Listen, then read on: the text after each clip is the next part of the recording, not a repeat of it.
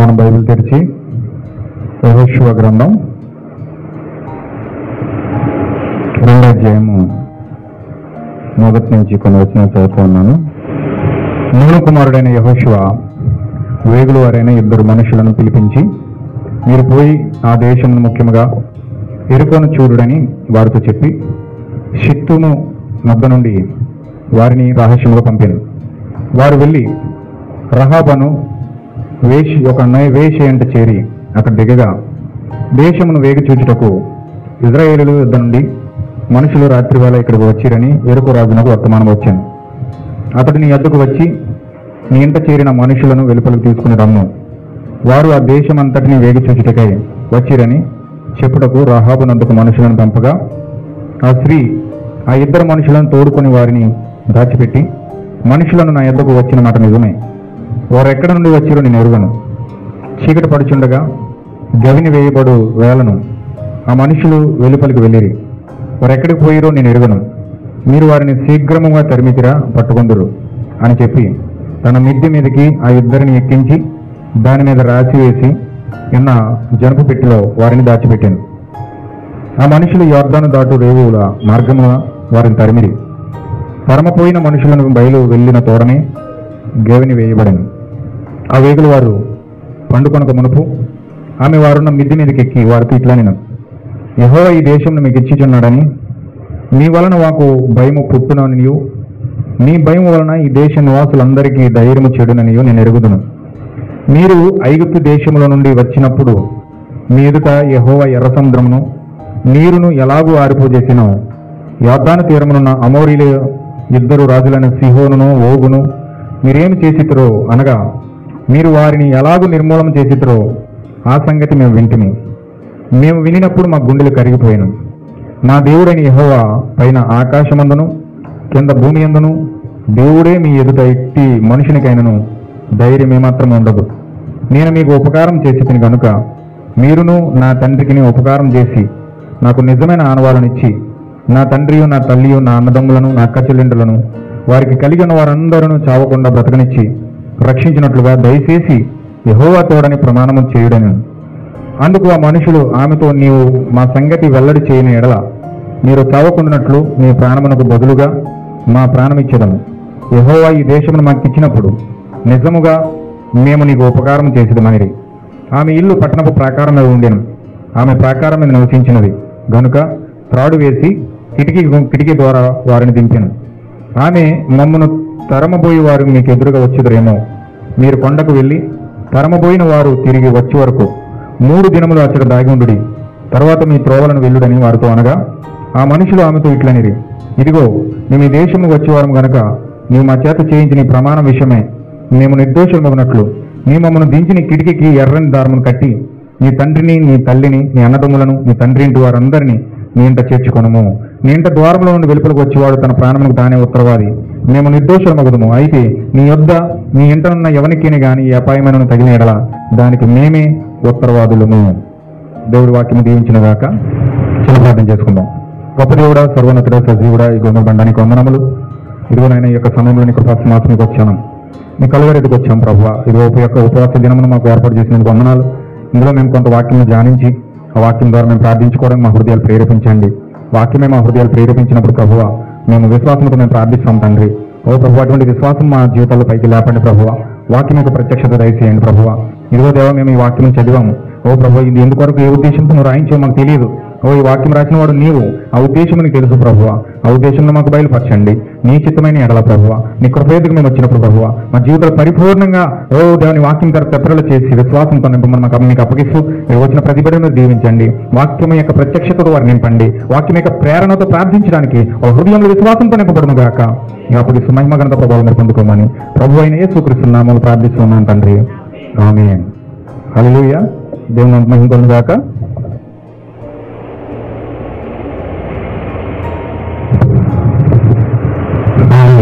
ఈ సమయంలో మనం వాక్యంలోకి వెళ్దాం. కూడి వచ్చిన సహోదరులందరికీ కూడా ప్రభువైన యేసుక్రీస్తు నామంలో మీ అందరికీ ప్రత్యేకంగా ఉపవాస ప్రార్థనలు చేయడానికి ప్రేరేపించబడి దేవుడు మీ హృదయాలు పెట్టిన భారాన్ని బట్టి మరొకసారి మీ అందరికీ వందనాలు చేస్తూ ఉన్నానండి. అందరికీ వందనాలు. God bless you. ఈ సమయంలో మనం వాక్యంలోకి వెళ్దాం. ఇక్కడ యెహోషువ గ్రంథం మనం చూసాం. 2వ అధ్యాయంలో యెహోషువ గ్రంథంలో ఇక్కడ యెహోషువ కనబడతా ఉన్నాడు. యెహోషువ దేనికి సాదృశ్యంగా ఉన్నాడంటే పరిశుద్ధ సాదృశ్యంగా ఉన్నాడు. పాత నిబంధనలో యెహోషువ ఎలాగైతే ఉన్నాడో కొత్త నిబంధనలో యెహోషువ పరిశుద్ధాత్మకు మాదిరిగా ఉన్నాడు. ఆమేన్. అంటే ఈ యొక్క యెహోషువ పాత నిబంధనలో మోషే యెహోషువను అభిషేకించి యెహోషువను పంపించాడు. ఇశ్రాయేలీయులు ఐగుప్తు దేశంలో బానిసలైపోయి ఉండగా దేవుడు మనకు తెలుసు, కొంచెం నేను ఫ్రంట్ నుంచి మీకు పునాది వేసుకొస్తాను, కొంచెం మీరు జాగ్రత్తగా ఉండండి, వినండి, దేవుడు మీకు సహాయం చేస్తాడు. ఇప్పుడు దేవుడు అబ్రహామును ఎన్నుకున్నాడు, మనందరికీ తెలిసిన విషయం అది. దేవుడు అబ్రహామును ఎన్నుకుని అబ్రహామును పిలిచాడు బబులోనులో నుండి. అబ్రహామును బబులోనులో నుంచి పిలిచిన తర్వాత దేవుడు అబ్రహామును ఆశీర్వదించి, నీకు నేను పాలు తేనెలు ప్రవహించే దేశాన్ని నీకు ఇవ్వబోతున్నాను, నీకు ఒక అద్భుతమైన పేరు నేను ఇవ్వబోతా ఉన్నాను, అద్భుతమైన నామము నేను నీకు ఇవ్వబోతా ఉన్నాను, అద్భుతమైన కీర్తి ప్రతిష్టలు నేను ఇవ్వబోతా ఉన్నాను, నేను నిన్ను దీవించబోతా ఉన్నాను, భూమి మీద ఉన్న సమస్త జనములన్నీ కూడా నీ ద్వారా దీవించబడతాయి, నిన్ను దీవించిన వారు దీవించబడతారు, నిన్ను శపించిన వారు శపించబడతారు, నీ నుంచి నేను ఒక జనాంగాన్ని కోరుకుంటా ఉన్నాను, నీలో నుంచి నేను ఒక జనమును నేను తీయబోతా ఉన్నాను, అందుచేత నీవు మూల పునాదిగా ఉండి నా వంశమంతటికి కూడా పితరుడివై మూల పురుషుడివై నువ్వు నిలబడబోతా ఉన్నావు అని చెప్పి దేవుడు అబ్రహాముకు వాగ్దానం చేశాడు. ఆమేన్. దేవుడు అబ్రహాముకు వాగ్దానం చేసిన తర్వాత దేవుడు వాగ్దానం ఎప్పుడైతే విన్నాడో అబ్రహాము ఆ వాగ్దానాన్ని పట్టుకొని ఆయన ఏం చేశాడంటే ఆ యొక్క బబులోను పట్టణాన్ని విడిచిపెట్టాడు. ఆ బబులోను పట్టణాన్ని విడిచిపెట్టి ఆయన ఏం చేశాడంటే ప్రయాణమై పాలు తేనెలు ప్రవహించే దేశాన్ని మీదకి వచ్చి అక్కడ సింధూరము వనబడిన ఆ యొక్క వనంలో గుడారం వేసుకుని జీవిస్తూ ఉన్నాడు. ఆ గుడారం వేసుకుని జీవిస్తూ ఉన్న సమయంలో దేవుడు అతనికి వాగ్దానం చేశాడు.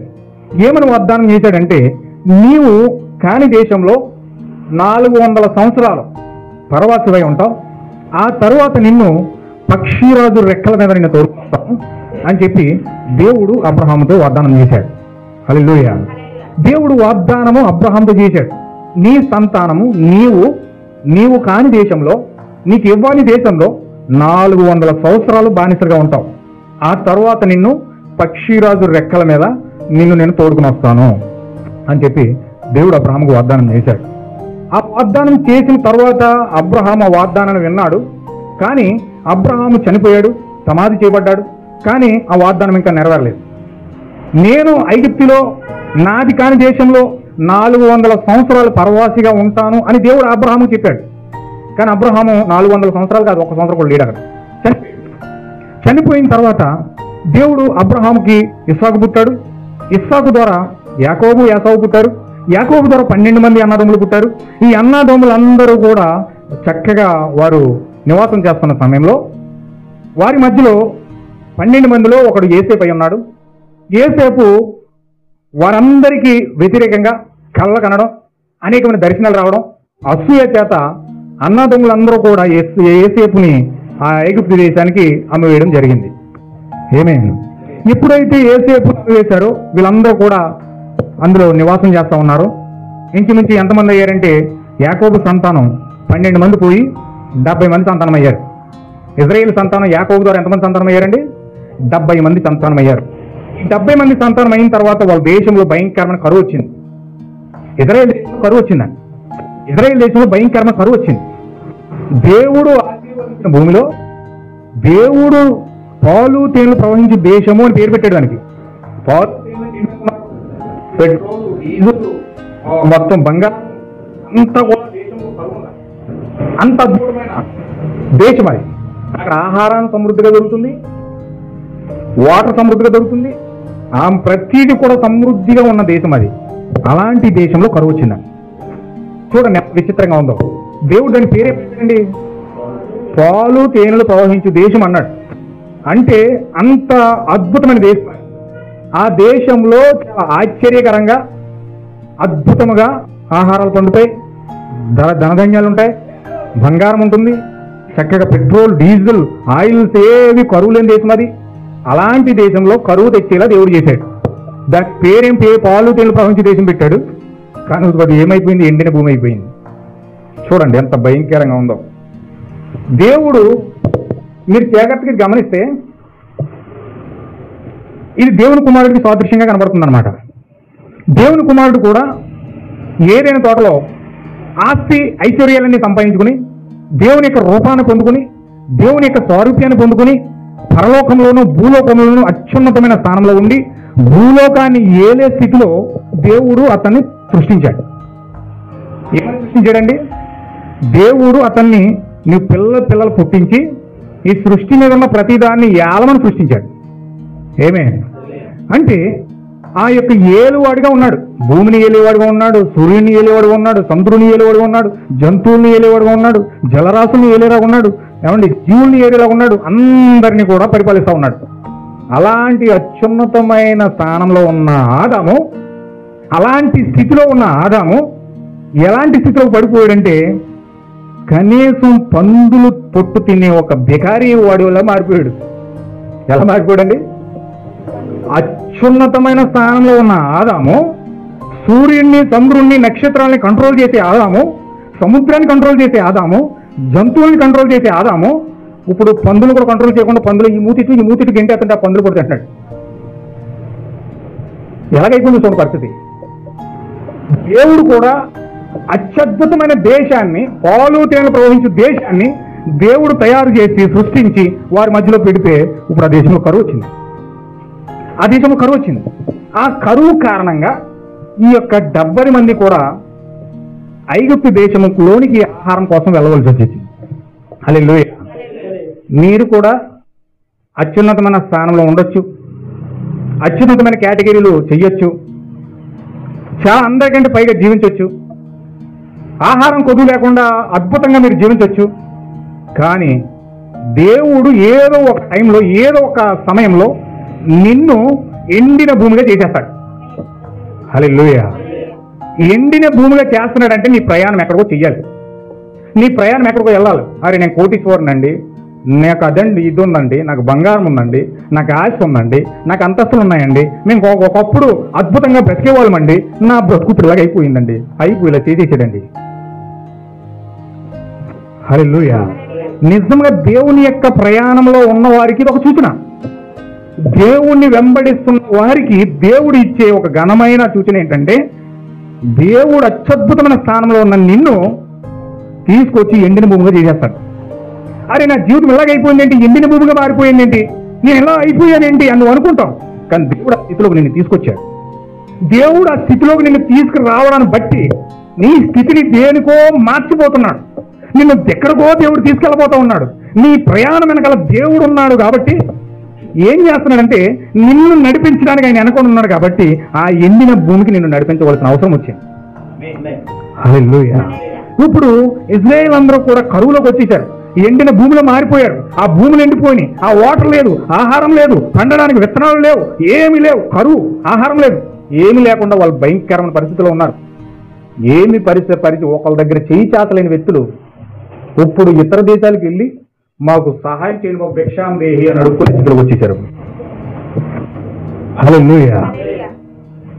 దేవుడు ఏ పరిస్థితిలోనికి ఇజ్రాయేల్ ప్రజలను తీసుకొచ్చాడో చూడండి. ప్రపంచ దేశాలన్నీ కూడా ఎరుసలేము వచ్చి ఆహారం తీసుకెళ్ళాలి. ఒకనొక టైంలో అలా ఉన్నాయి. దేవుడు అలా సృష్టించాడు ఈ దేశాన్ని, దేవుడు అలా పెట్టాడు ఈ దేశాన్ని. ఇప్పుడు ఇజ్రాయేల్ దేశమే ఐగుప్తు దేశానికి వెళ్ళి ఆహారం తీసుకోవాల్సిన పరిస్థితి వచ్చింది. హల్లెలూయా. అనుకుంటారు పెద్దల శాస్త్రం చెప్తారు, ఏమంటారంటే వాళ్ళ బళ్ళు అవుతాయి, బళ్ళు వాళ్ళు అవుతాయి అంటారు. హల్లెలూయా. మనం కలిగిన దాన్ని బట్టి విరవేయకూడదు, ఎప్పుడు కూడా లేని దాన్ని బట్టి కుంగిపోకూడదు. దేవుడు 2 పాఠాలు నేర్పించడానికి ఆ వ్యక్తిని ఏ విధంగా నేర్పిస్తాడంటే, అతను కాని దానికి ఉండా, వెళ్ళలేని మార్గం ఉండా, తెలియని మార్గం ఉండా, అతను అనుభవపూర్వకంగా కొన్ని అనుభవాలు నేర్చుకోవడానికి దేవుడు కొన్ని విషయాలు జీవితంలో నేర్పిస్తూ ఉంటాడు. హల్లెలూయా. ఇప్పుడు వాళ్ళు ఎప్పుడైతే ఎండిన భూమిగా మారిపోయారో వీళ్ళందరూ కూడా ఐగుప్తు దేశానికి వెళ్ళి ఆహారం కోసం వెళ్ళారు. అక్కడ యేసేపు అని ఒక నరుడు ఉన్నాడు, యేసేపు అని ఒక వ్యక్తి ఉన్నాడు. అతను దైవాంశ పూర్ణుడు, దేవుని యొక్క పరిపూర్ణ ప్రేమ కలిగిన వ్యక్తి. అక్కడ యోసేపు అని ఒక వ్యక్తి ఉన్నాడు. ఆ వ్యక్తి ఏం చేశాడంటే ఆ యెరూషలేము దేశం విడిచిపెట్టేసి మీరు నా దేశంలోకి వచ్చేయండి, ఇక్కడ మీరు యొక్క భూములు ఇస్తాం, ఇక్కడ మీకు ఇల్లు ఇస్తాం, ఇక్కడ మీకు స్థలాలు ఇస్తాం, మొత్తం అందరూ వచ్చేయండి అన్నాడు. హల్లెలూయా. దేవుని నాకు మహిమ కలుగును గాక. వీళ్ళు బతకాలంటే ఆహారం కావాలి. ఆహారం ఇచ్చేవాడు ఎక్కడ ఉన్నాడు? ఐగుప్తు దేశంలో ఉన్నాడు. అందుకని వీళ్ళు ఏం చేశారంటే మొత్తం ప్రయాణమై 70 మంది ఏకమై యెరూషలేము దేశం విడిచిపెట్టేసి, ఆ పాలు తేనెలు ప్రవహించే దేశం విడిచిపెట్టేసి ఆ కరువు కారణాన్ని బట్టి ఐగుప్తు దేశం వచ్చేసారు. ఐగుప్తు దేశం వచ్చిన ఐగుప్తు రోజులో ఆ యొక్క దేశంలో యేసేపు బ్రతుకున్నంత సేపు వాళ్ళ రాజులే. కానీ యేసేపు ఎప్పుడైతే చచ్చిపోయాడు వీళ్ళ పని అప్పుడు స్టార్ట్ అయింది. యేసేపు ఎప్పుడైతే చచ్చిపోయాడు అప్పటి నుంచి వీళ్ళు ఇంకా వెట్టి చాకరీ చేయడం, రాజుల్లో బ్రతికినోళ్ళు, జలసాగా తిరిగినోళ్ళు, చాలా జమీందారులా తిరిగినోళ్ళు ఇప్పుడు వచ్చేస్తుంది పేడతో కొలుచు. భయంకరమైన కన్నీటితో, ఫుడ్ లేదు, ఆహారం లేదు, ఒంటి మీద కొరడా దెబ్బలు, భయంకరమైన బరువులు ఎత్తడం, భయంకరంగా బ్రిడ్జిలు కట్టడం. ఆ యొక్క ఈజిప్ట్లో చాలా భయంకరమైన వెట్టి చాకరీ, వంతెనలు కట్టిదాళ్లే, విగ్రహాలు కట్టిదాళ్లే, పెద్ద పెద్ద రాయిలు మూసిదాళ్లే, పెద్ద పెద్ద బండ్లు మూసిదాళ్లే, ఒంటి మీద బట్ట లేదు, తిండి లేదు, పని చూస్తేనేమో భయంకరంగా ఉంది, అలసట, పని చేయకపోతే దెబ్బలు, అడుచు తొక్కాలి, ఇటక చెయ్యాలి. ఆహా, మామూలు వెట్టి చాకరీ కాదండి. చూడండి ఎలాంటి పరిస్థితుల్లో నుంచి యెరూషలేము దేశంలో పాలు తేనెలు ప్రవహించే దేశంలో మేము యోధా గోత్ర సంబంధించిన వ్యక్తులము, మేము ఇశ్రాయేలీలము అని చెప్పి ఆ జమీందారులుగా బతికిన ఆ వ్యక్తులు వచ్చి అడుగు చోడిస్తున్నారు. హల్లెలూయా. మీకు అర్థమవుతుంది అనుకుంటున్నాను నేను. దేవుడు ఏ స్థితిలో నుంచి ఏ స్థితిలో తీసుకొచ్చాడు చూడండి. ఒకరి కింద బానిసగా ఉండేటట్లుగా, ఒకరి కింద అడుసు తొక్కేటట్లుగా, బ్రిడ్జిలు కట్టేటట్లుగా, బరువులు మోసేటట్లుగా, భయంకరమైన యాతన పడేటట్లుగా, కన్నీటితోనూ వ్యాతనతోనూ ఇబ్బందులతోనూ కష్టాల కొలుగులతోనూ వేదనకరమైన ప్రాంతంలోనికి వచ్చి ఎంత భయంకరమైన శ్రమలు పడుతున్నారంటే ఆ నిర్గమకాండం చదివితే మనకు అర్థమవుతుంది. ఆమేన్, హల్లెలూయా. అలాంటి ప్రాంతంలో వాళ్ళు సతమతం అయిపోతూ ఉండగా ఇంచుమించు వాళ్ళు ఐగుప్తులోకి వచ్చి 400 సంవత్సరాలు అయిపోయిందండి. ఎన్ని సంవత్సరాలు? 400 సంవత్సరాలు. ఇప్పుడు ఇజ్రాయేల్ ప్రజలందరూ ఎన్ని సంవత్సరాలు ఉన్నారండి? 400 సంవత్సరాలు ఉన్నారు. దేవుడు అబ్రహాంకి ఏం ప్రమాణం చేశాడు? నీవు ఐగుప్తు దేశంలో, నీటి కాని దేశంలో ఎన్ని సంవత్సరాలు ఉంటావు? 400 సంవత్సరాలు ఉంటుందని చెప్పాడు. దేవుడు వాగ్దానం చేశాడు అబ్రహాంకి, 400 సంవత్సరాలు ఉంటావని చెప్పాడు. కరెక్ట్గా 400 సంవత్సరాలు ఎలా ఉన్నారంటే, ఎవరున్నారంటే ఇజ్రాయేల్ యొక్క దేశం యొక్క ప్రజలు ఐగుప్తులు బానిసలుగా ఉన్నారు. హల్లెలూయా. అంటే ఇజ్రాయేల్ దేశంలో ఉన్నది ఎవరు? ఇజ్రాయేల్ దేశంలో ఉన్నది ఎవరండి? 15వ అధ్యాయము 13వ వచనం. ఆయన నీ సంతతి వారు తమది కాని పరదేశమందు నివసించి ఆ దేశపు వారికి దాసులుగా ఉందురు. వారు 400 ఏండ్లు వీరిని శ్రమ పెట్టుదురు. వీరు ఎవరికి దాసులగుదురో ఆ జనమునకు నేనే తీర్పు తీర్చుదును. తరువాత వారు మిక్కిలి ఆస్తితో బయలుదేరి వచ్చెదరు. ఆమేన్, హల్లెలూయా. ఇక్కడ దేవుడు అబ్రహాముకి 15వ అధ్యాయంలో చేసిన వాగ్దానం ఇది. దేవుడు అబ్రహాముకి 15వ అధ్యాయంలో ఇక్కడ వాగ్దానం చేశాడు. ఆయన నీ సంతతి వారు తమది కాని దేశంలో పరదేశమందు నివసించి ఆ దేశపు వారికి దాసులవుతారు. వారు 400 ఏండ్లు వీరిని శ్రమ పెడతారు. వీరికి ఎవరు దాసులు అవుతారో ఆ జనమునకు నేనే తీర్పు తీరుస్తాను అన్నాడు. ఇది అబ్రహాముకు దేవుడు చేసిన వాగ్దానం. ఇప్పుడు దేవుడు అబ్రహాముకు వాగ్దానం చేశాడు కాబట్టి ఐగుప్తు దేశంలో అబ్రహాము అక్కడ ఆ యొక్క 400 సంవత్సరాలు లేడు. కానీ ఇజ్రాయేల్ ప్రజలు, ఆయన యొక్క సంతానం అంతా కూడా ఇజ్రాయేల్ దేశంలో 400 సంవత్సరాలు వాళ్ళు బానిసలు అయిపోయారు. వాళ్ళు బానిసలు అయిపోయిన తర్వాత ఇప్పుడు దేవుడు ఏం చేస్తున్నాడంటే, వీరు ఎవరికి దాసులు అవుతారో ఆ జనమునకు తీర్పు తీర్చేది నేనే అని చెప్తా ఉన్నాడు. కాబట్టి ఇప్పుడు ఆయన ఐగుప్తు దేశంలోనికి తీర్పు తీర్చడానికి మోషే రూపంలో ఆ దేశంలో అడుగుపెట్టాడు. ఆమేన్, హల్లెలూయా. ఎలా పెట్టాడండి? నేను మోషే వచ్చి తీర్పు తీర్చాడని చెప్పినాడా? నేనే వచ్చి తీర్పు తీర్చాను అన్నాడా? ఏమండి, ఒకసారి అందరూ లేఖనం చదవండి. ఒకసారి అందరూ చదవాలి. అందరూ గొంతెత్తి చదవండి. 13, 14 మీరు అందరూ కూడా చదవాలి. ఓకే సార్ చదవండి. 13 వచనం, 14 వచనము అందరూ ఒకేసారి చదవాలి. అందరూ చదవండి, పైకి చదవాలి. పరదేశమందు దాసులుగా ఉందురు. 400 ఏండ్లు వీరిని శ్రమ పెట్టుదురు, దాసులవుదురు. నేనే తీర్పు తీరుస్తాను అన్నాడా? మోషే వచ్చి తీర్పు తీరుస్తాడు అన్నాడా? నేనే తీర్పు తీరుస్తాను అన్నాడు. కానీ అక్కడికి వెళ్ళిన తీర్పు తీర్చింది ఎవరు? ఇజ్రాయేలు కోసము దేవుడు ఎవరిని అక్కడ పంపించాడు, ఎవరు అక్కడ తీర్పులు తీర్చారు, ఎవరు మోషే పర్వతో మాట్లాడారు, ఎవరు కప్పల కలుగును కాకుండా వచ్చినాయి, ఎవరు ఈగల కలుగును కాకుండా వచ్చినాయి, ఎవరు ఇవన్నీ కూడా చేసి ఆ యొక్క తీర్పులను తీర్చేసి నీరు రక్తంగా మార్చేసి ఇవన్నీ కూడా చేసి తీసుకొచ్చింది ఎవరు? మోషే తీసుకొచ్చాడు. మోషే తీసుకొచ్చాడు. మోషే తీసుకొస్తే అక్కడ ఏం జరిగిందో చూడండి. అక్కడ ఆయన మాట్లాడుతున్న మాటలు కనుక మనం చూస్తే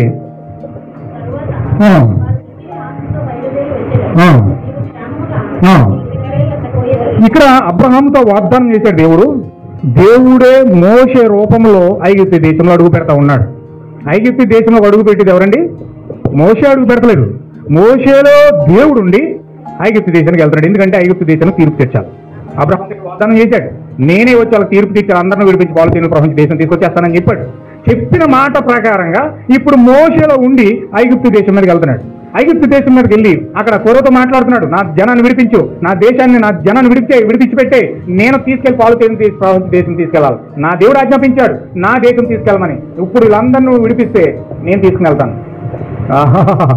ఏంటి నిన్ను ఏమనుకున్నావు నువ్వు? నీ కోసం నువ్వేం మాట్లాడుకున్నావు? అసలు ఏమంటున్నావు? నీ జనాన్ని విడిచిపెట్టేలా అక్కడ నా యొక్క సింహాసనం చూసావా, నా సైన్యం చూసావా, నా రథాలు చూసావా, నా యొక్క యుద్ధ సాధనాలు చూసావా? ఒక వ్యక్తిని విడిచిపెట్టితే ఒక ఈటికి ఒక పోటు పొడితే చచ్చిపోతాను, ఎందుకు పనికి రాకుండా పోతావు ముసలోడు, నువ్వు నాపైకి వచ్చి జనాన్ని విడిచిపెట్టని అడుగుతున్నావా అని చెప్పి చాలా ఎటకారంగా మాట్లాడాడు. దేవుడా? ఎవరు దేవుడు? నేను దేవుణ్ణి. ఇక్కడ నేను దేవుణ్ణి. ఎందుకంటే ఐగుప్తు దేశానికి దేవుడు ఎవరంటే ఫరోనే. ఫరో అని పిలుస్తారు. ఫరో అంటే దేవుడు అని. ఆ దేవుడు ఆ యొక్క ఐగుప్తు దేశాలకి దేవుడు ఎవరంటే మనిషి. ఆ మనిషి ఎవరు కాదు? ఫరో. దేవుడు ఎవరో కాదు, ఎవరిని కొలవరండాలి, కేవలం ఫరోని మాత్రమే దేవుడు అంటారు. వాళ్ళు ప్రభు అని పిలుస్తారు. ఆ వాళ్ళ ప్రభువులు, వాళ్ళ దేవుళ్ళు. నేను దేవుడిని. ఇక్కడ ఎవడో వచ్చి దేవుడు అంటావు? దేవుడు ఎక్కడ ఉన్నాడు? నన్ను దేవుడిని ఎట్టు, నన్ను పూజించబోయా, నువ్వు నన్ను ఆరాధించు. ఎక్కడో పెట్టుకుని ఎక్కడో ఉన్నాడు దేవుడు అని చెప్తే నేను దేవుడిని ఇక్కడ అన్నాడు ఫరో. అర్థం కాలేదు పాపం ఫరో గారికి. ఏదో చిన్న కుర్రోడు ముసలోడు ఇంత గడ్డ వేసుకుని డుక్కుతో వచ్చాడు అనుకున్నాడు. వెంటనే నేనేమన్నాడు తెలుసా? నువ్వు గనక నా ప్రజల కనుక పంపించకపోతే దట్ సై ద లార్డ్ యెహోవా ఇలాగ చెలస్తా ఉన్నాడు, రేపు ఈ టయానికి ఇక్కడ మొత్తం అన్ని కూడా ఈగలు ఉంటాయి. రేపు ఈ టయానికి మొత్తం అంతా నేను కప్పలతో కప్పేస్తాయి. ఇదిగో మీరు రక్తంగా చేస్తా ఉన్నాను. నా చేతిలో కర్ర చూసావా? ఇదిగో కింద వేసాను, పాము అవుతుంది. ఆ పాము నేను కరిచిందని చచ్చిపోతాను. ఈ ట్రిక్స్ నా దగ్గర ఏం ప్లే చేయా? ఈ ట్రిక్స్ ఏమన్నా దగ్గర ప్లే చేయకు. మా దగ్గర ఉన్నారు మంత్రగాలు బోలు మంది, చేతబలు చేసే వాళ్ళు ఉన్నారు, రకరకాల కార్యాలు చేసే వాళ్ళు ఉన్నారు, మాయాజాలాలు చేసి మంత్రాలు చేసి హిప్నాటిజం చేసి బోల్డ్ కార్యాలు చేసే వాళ్ళు మా దగ్గర బోల్డ్ మంది ఉన్నారు. హల్లెలూయా. లేరనుకున్నారా? బోల్డ్ మంది ఉన్నారు. ఐగుప్తు దేశ ప్రజలు ఎవరు నమ్ముతారు? దేవుడు నమ్మరు, చేతబడులు నమ్ముతారు, తాళ్ళు నమ్ముతారు. నక్షత్రం వేసి నక్షత్రంలో నిమ్మకాయ ఎట్టి అందులో మొత్తం అవన్నీ పొలాలన్నీ ఎట్టి అవన్నీ కూడా మొత్తం చక్కగా చేయమంటే అవన్నీ కూడా చేస్తారు. అవన్నీ ఆరాధనలన్నీ చేస్తారు ఆస్ట్రాలజీ ఉపయోగించి. అన్ని చేయాలని చేయాలి అన్ని చేస్తారు. ఇంత మందు ఇస్తారు, అది గుట్టుకుని మింగమంటారు. చాలా చాలా రకాలు ఉన్నాయి. మాయాజాలం, కుర్రలో రక్తం వేసి తాగుతారు, పిశాచాలకి అన్నం తినిపిస్తారు. చాలా చాలా చాలా ఉన్నాయి, బోల్డ్ ఉన్నాయి. అవన్నీ కూడా ఇవన్నీ కూడా ఐగుప్తు దేశ ప్రజలు చేస్తారు. ఐగుప్తు దేశ ప్రజలు అయ్యే నమ్ముతారు. ఎందుకంటే అట్ల ద్వారానే దేవుడు మాట్లాడతాడని నమ్మకం. అట్ల ద్వారానే దేవుడు వాళ్ళతో మాట్లాడతాడని నమ్మకం. చాలా మంది చూడండి, చేతిరేఖలు ఎలా చూపించి నా భవిష్యత్తు అని చెప్పు, నా భవిష్యత్తు చెప్పు అంటారు. ఆడొచ్చే భవిష్యత్తు చెప్తాడట. కొంతమంది నా జన్మ నక్షత్రం చూసి నా జ్యోతిష్కొని చెప్పు. వాటి మీద ఉన్న నమ్మకం ఐగుప్తీలకు వాటి మీద ఉంటుంది నమ్మకం. చిలక జ్యోతిష్కం, చిలక వచ్చి పెట్లో నుంచి వస్తుందో పేక తెస్తుందో పేకలో ఉంటుందని భవిష్యత్తు అంటాను. అప్పుడు చెప్తుంది అనమాట. నువ్వు అక్కడ పడ్డావు, ఇక్కడ లేచావు, అక్కడ లేచావు, అక్కడ పడ్డావు, ఇక్కడ పడ్డావు, మొత్తం చెప్తే నిజమే నువ్వు చెప్పి ఇదంతా అయితే అంటే చిలక జ్యోతిష్కాలు నమ్ముతారు. ఏమండి చక్కగా ఆ యొక్క కార్యాలన్నీ కూడా తాళ్ళు, ఏదైనా గాలి పడిపోయింది అనుకోండి అర్జెంటుగా తీసుకెళ్ళి గాలికి తాళ్ళు కట్టి ఆ తాడు చూసి రాదు దెయ్యం, గాలి వెళ్ళిపోతుంది అని చెప్పి తాళ్ళు జ్యోతిష్కాలం ఏమండి, ఆ యొక్క రకరకాల కార్యాలన్నీ ఇవన్నీ నమ్మోలి ఐగుప్తులు ఇజ్రాయేల్ ప్రజలు కాదండి. ఇజ్రాయేల్ ప్రజలైతే నమ్మరు. ఇజ్రాయేల్ యొక్క జనాంగంలో మీరుంటే నమ్మరండి. ఈ అన్ని కార్యాలను ఎవరి అంటే ఐగుప్తు దేశ ప్రజలే. ఐగుప్తు దేశం యొక్క ప్రజల యొక్క ఆచారాలు అయ్యి. ఒకవేళ మనలో కూడా ఐగుప్తు బ్రీడ్ ఉన్నదనుకోండి, ఐగుప్తు యొక్క జనం జీవకణం ఉన్నదనుకోండి, ఐగుప్తు యొక్క కణం మనలో ఉన్నదనుకోండి, ఖచ్చితంగా మనం అట్ల మీద నమ్ముతాం. మన నమ్మకాలు కూడా అట్ల మీద ఉంటాయి. దేవుడి వాక్యం ఎంత చెప్పినా సరే వాక్యం మీద ఉండదు, కానీ ఆ చెట్ల మీద ఉంటుంది, ఆ చెట్టుల మీద, ఆ జ్యోతిష్ల మీద, ఆ మనుషులు చెప్తున్న మాటల మీదే ఉంటుంది తప్ప నమ్మకం ఏ మాత్రం కూడా వాక్యం మీద రాదు. వాక్యం మీద చెప్తున్న నమ్మలా చేయండి అంటే చెప్పొచ్చులే, మా జ్యోతిష్కుడు చెప్పాడు నేను ఏమైపోతున్నాం, అందుచేత నేను దాన్ని ఆ జ్యోతిష్కుడు చేయొద్దని చెప్పాడు, అందుకు నేను చేయనట్టు. ఐగుప్తులు చేసే ఆచారాలు అనమాట, అవన్నీ కూడా ఐగుప్తు దేశం కలిగి ఉన్నారు. మోషే వెళ్ళి ఎప్పుడైతే ఆ యొక్క పామును వేసాడో, మా దగ్గర కూడా ఉన్న మంత్రతంత్రాలు అని చెప్పి ఎన్ని ఎంబ్రెలు పిలిచాడు. ఎవరక్కడ అన్నప్పుడు వచ్చేసారు నలుగురు. వచ్చేటప్పటికి వాళ్ళు కూడా వెంటనే కర్రలు తీసినట్టు చేసేసారు. కర్రలు తీసినట్టు మోసే కింద కర్ర వేసాడు, ఆ కర్ర వేసిన పాము అయిపోయింది. వాళ్ళు కూడా కర్రలు వేసారు, పాములు అయిపోయినాయి. హల్లెలూయా. నువ్వు అనుకుంటా జ్యోతిష్కుడు చెప్తుంది కరెక్ట్ కానీ అంత కరెక్ట్ అని చెప్పేస్తాడండి. నేను ఏం చేశాను అని చెప్పి చెప్పాడు. మరి అక్కడ కర్ర పాము అయింది, వాళ్ళు వేసిన పాము అయింది. ఇది చెప్పింది కరెక్టే, అది చెప్పింది కరెక్టే. ఎలా మరి? ఆయన తానే సరిగ్గా చెప్తున్నాడు, ఈయన సరిగ్గా చెప్తున్నాడు. కరెక్ట్ చెప్పింది నేను అంతా, నేను ఎక్కడెక్కడ పడ్డాను అన్ని చెప్పాడు. చెప్పాడు ఆడు మంత్రంలోనే. ఎందుకంటే అక్కడ పాము అయింది, ఇక్కడ పాము అయింది. అతను అది కలిగి ఉన్నాడు, ఇతను అది కలిగి ఉన్నాడు. వెంటనే వాళ్ళు ఉత్సాహం రేపు తప్పడ కొట్టేస్తున్నారు, మా శత్రులు పని చేసేసి, మా శత్రులు పని చేసేసి. అయితే మోషే అలాగే నిలబడి చూస్తున్నాడు. నిలబడి చూస్తుండగా మోషే పాము వెళ్ళి అమాంతంగా ఎన్నో ఎంబడి పాములు మింగేసింది. హల్లెలూయా. అంటే దేవుని శక్తి పెద్దదా, దెయ్యం యొక్క శక్తి పెద్దదా? దేవుని యొక్క శక్తి దెయ్యం యొక్క శక్తిని మింగేసింది. దాన్ని ఈ కాలం చెప్తున్నాడు, మా జీవం వెళ్ళి మరణాన్ని మింగేసిందంట. హల్లెలూయా. ఒక చచ్చిపోయిన బాలుడు అక్కడ ఉంటే, మరణం అక్కడ ఉంటే, యేసుక్రీస్తు అక్కడికి వెళ్ళాడట. యేసుక్రీస్తు అక్కడికి ఎప్పుడైతే వెళ్ళాడో, ఆ మరణాన్ని ఎప్పుడైతే మింగేశాడో, ఆ జీవం ఎప్పుడైతే అతనికి ఇచ్చాడో, చనిపోయిన బాలు లేచిపోయాడు. హల్లెలూయా.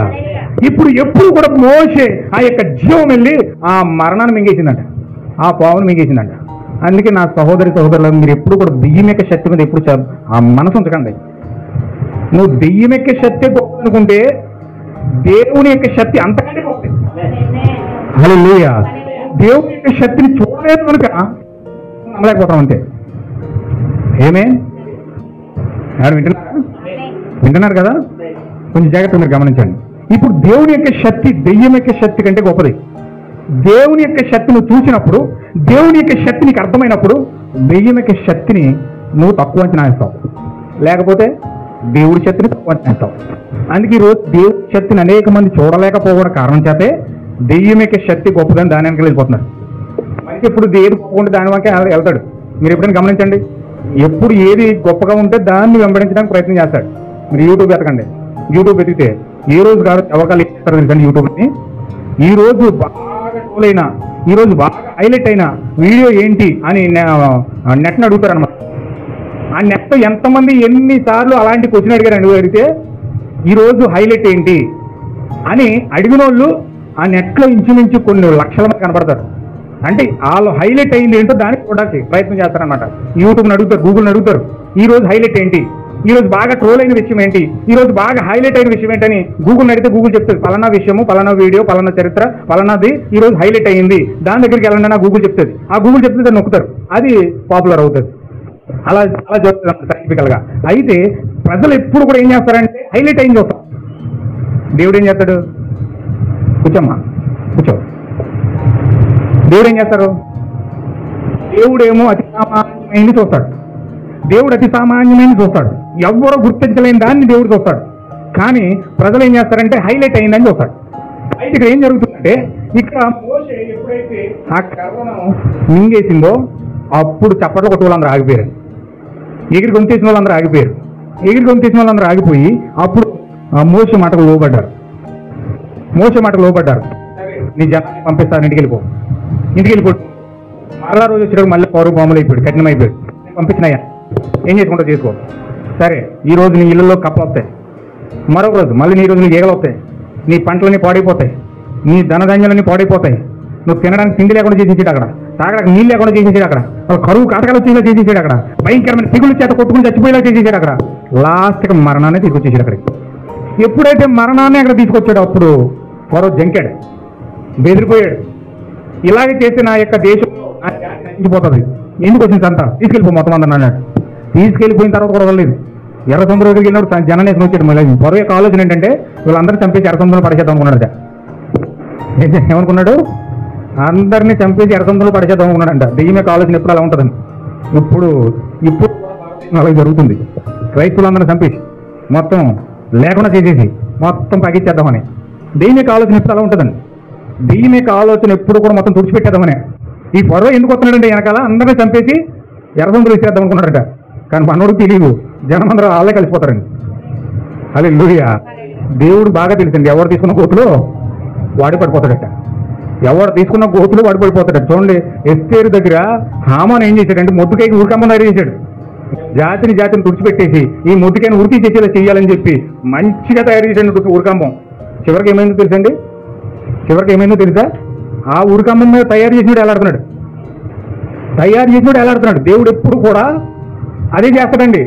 ఏది విత్తుకుంటామో దాన్నే కోసం, ఏది మనుషుడు ఏ విత్తుతాడో దాన్నే కోస్తాడు. మనుషుడు ఏది ఎవరికి హాని పెట్టాలని తలస్తాడో వాళ్ళకే హాని తగులుతూ ఉంటాడు. ఎదుటోడు పోయి తిట్టా పోయి ఇతనే పడిపోతాడు వెళ్ళి. ఎప్పుడు మర్చిపోకండి ఈ విషయం. ఎదుటోడిని పడగొడదామని ప్రయత్నం చేస్తే ఆడే పడిపోతాడు. ఎదుటోడిని వేదంలోకి నెట్టేద్దాం, సోదరులకు నెట్టేద్దాం, ఆనందం లేకుండా చేసేద్దాం అనుకుంటే కనుక ఇతనికి ఆనందం లేకుండా పోతుంది, ఇతనికి సంతోషం లేకుండా పోతుంది. ఇతని జీవితం అంతా కూడా మొత్తం కష్టాలతో కొలుములు నిలిపేస్తాడు.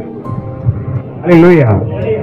ఇది చాలా మందికి తెలియదండి, చాలా మందికి అవగాహన లేదు జీవితాల పట్ల. వాళ్ళు ఏం చేస్తారంటే ఎదుటోని నాశనం చేయడానికి ప్రయత్నం చేస్తారు, కానీ వెళ్ళి నాశనం అయిపోతారు. దేవుడి యొక్క చట్టం అది. దేవుడి యొక్క చట్టాన్ని మేరతాడా? మేరడు. ఈ యొక్క ఫరో కూడా అలాగే ఆలోచించాడు. ఇజ్రాయెల్ ప్రజలందరినీ తుడిచేసి ఎర్ర సముద్రం కలిపేద్దాం అనుకున్నాడు, కానీ ఎడ కలిపాడు. ఎర్ర సముద్రం కలిసిపోయాడు మొత్తం. ఇజ్రాయెల్ ప్రజలందరూ సురక్షితంగా వెళ్ళిపోయారు. సురక్షితంగా వెళ్ళిపోయిన తర్వాత వాళ్ళందరూ కూడా పాలు తేనెలు ప్రవహించే దేశం వెళ్ళిపోయారు. పాలు తేనెలు ప్రవహించే దేశం వెళ్ళిపోయిన తర్వాత విడిపించుకుంటూ చక్కగా ప్రయాణం చేసుకుంటూ వస్తూ ఉన్నారు. వాళ్ళకి సీహోన్ అడ్డొచ్చాడు, లేపేశాడు. గీహోన్ అడ్డొచ్చాడు, లేపేశాడు.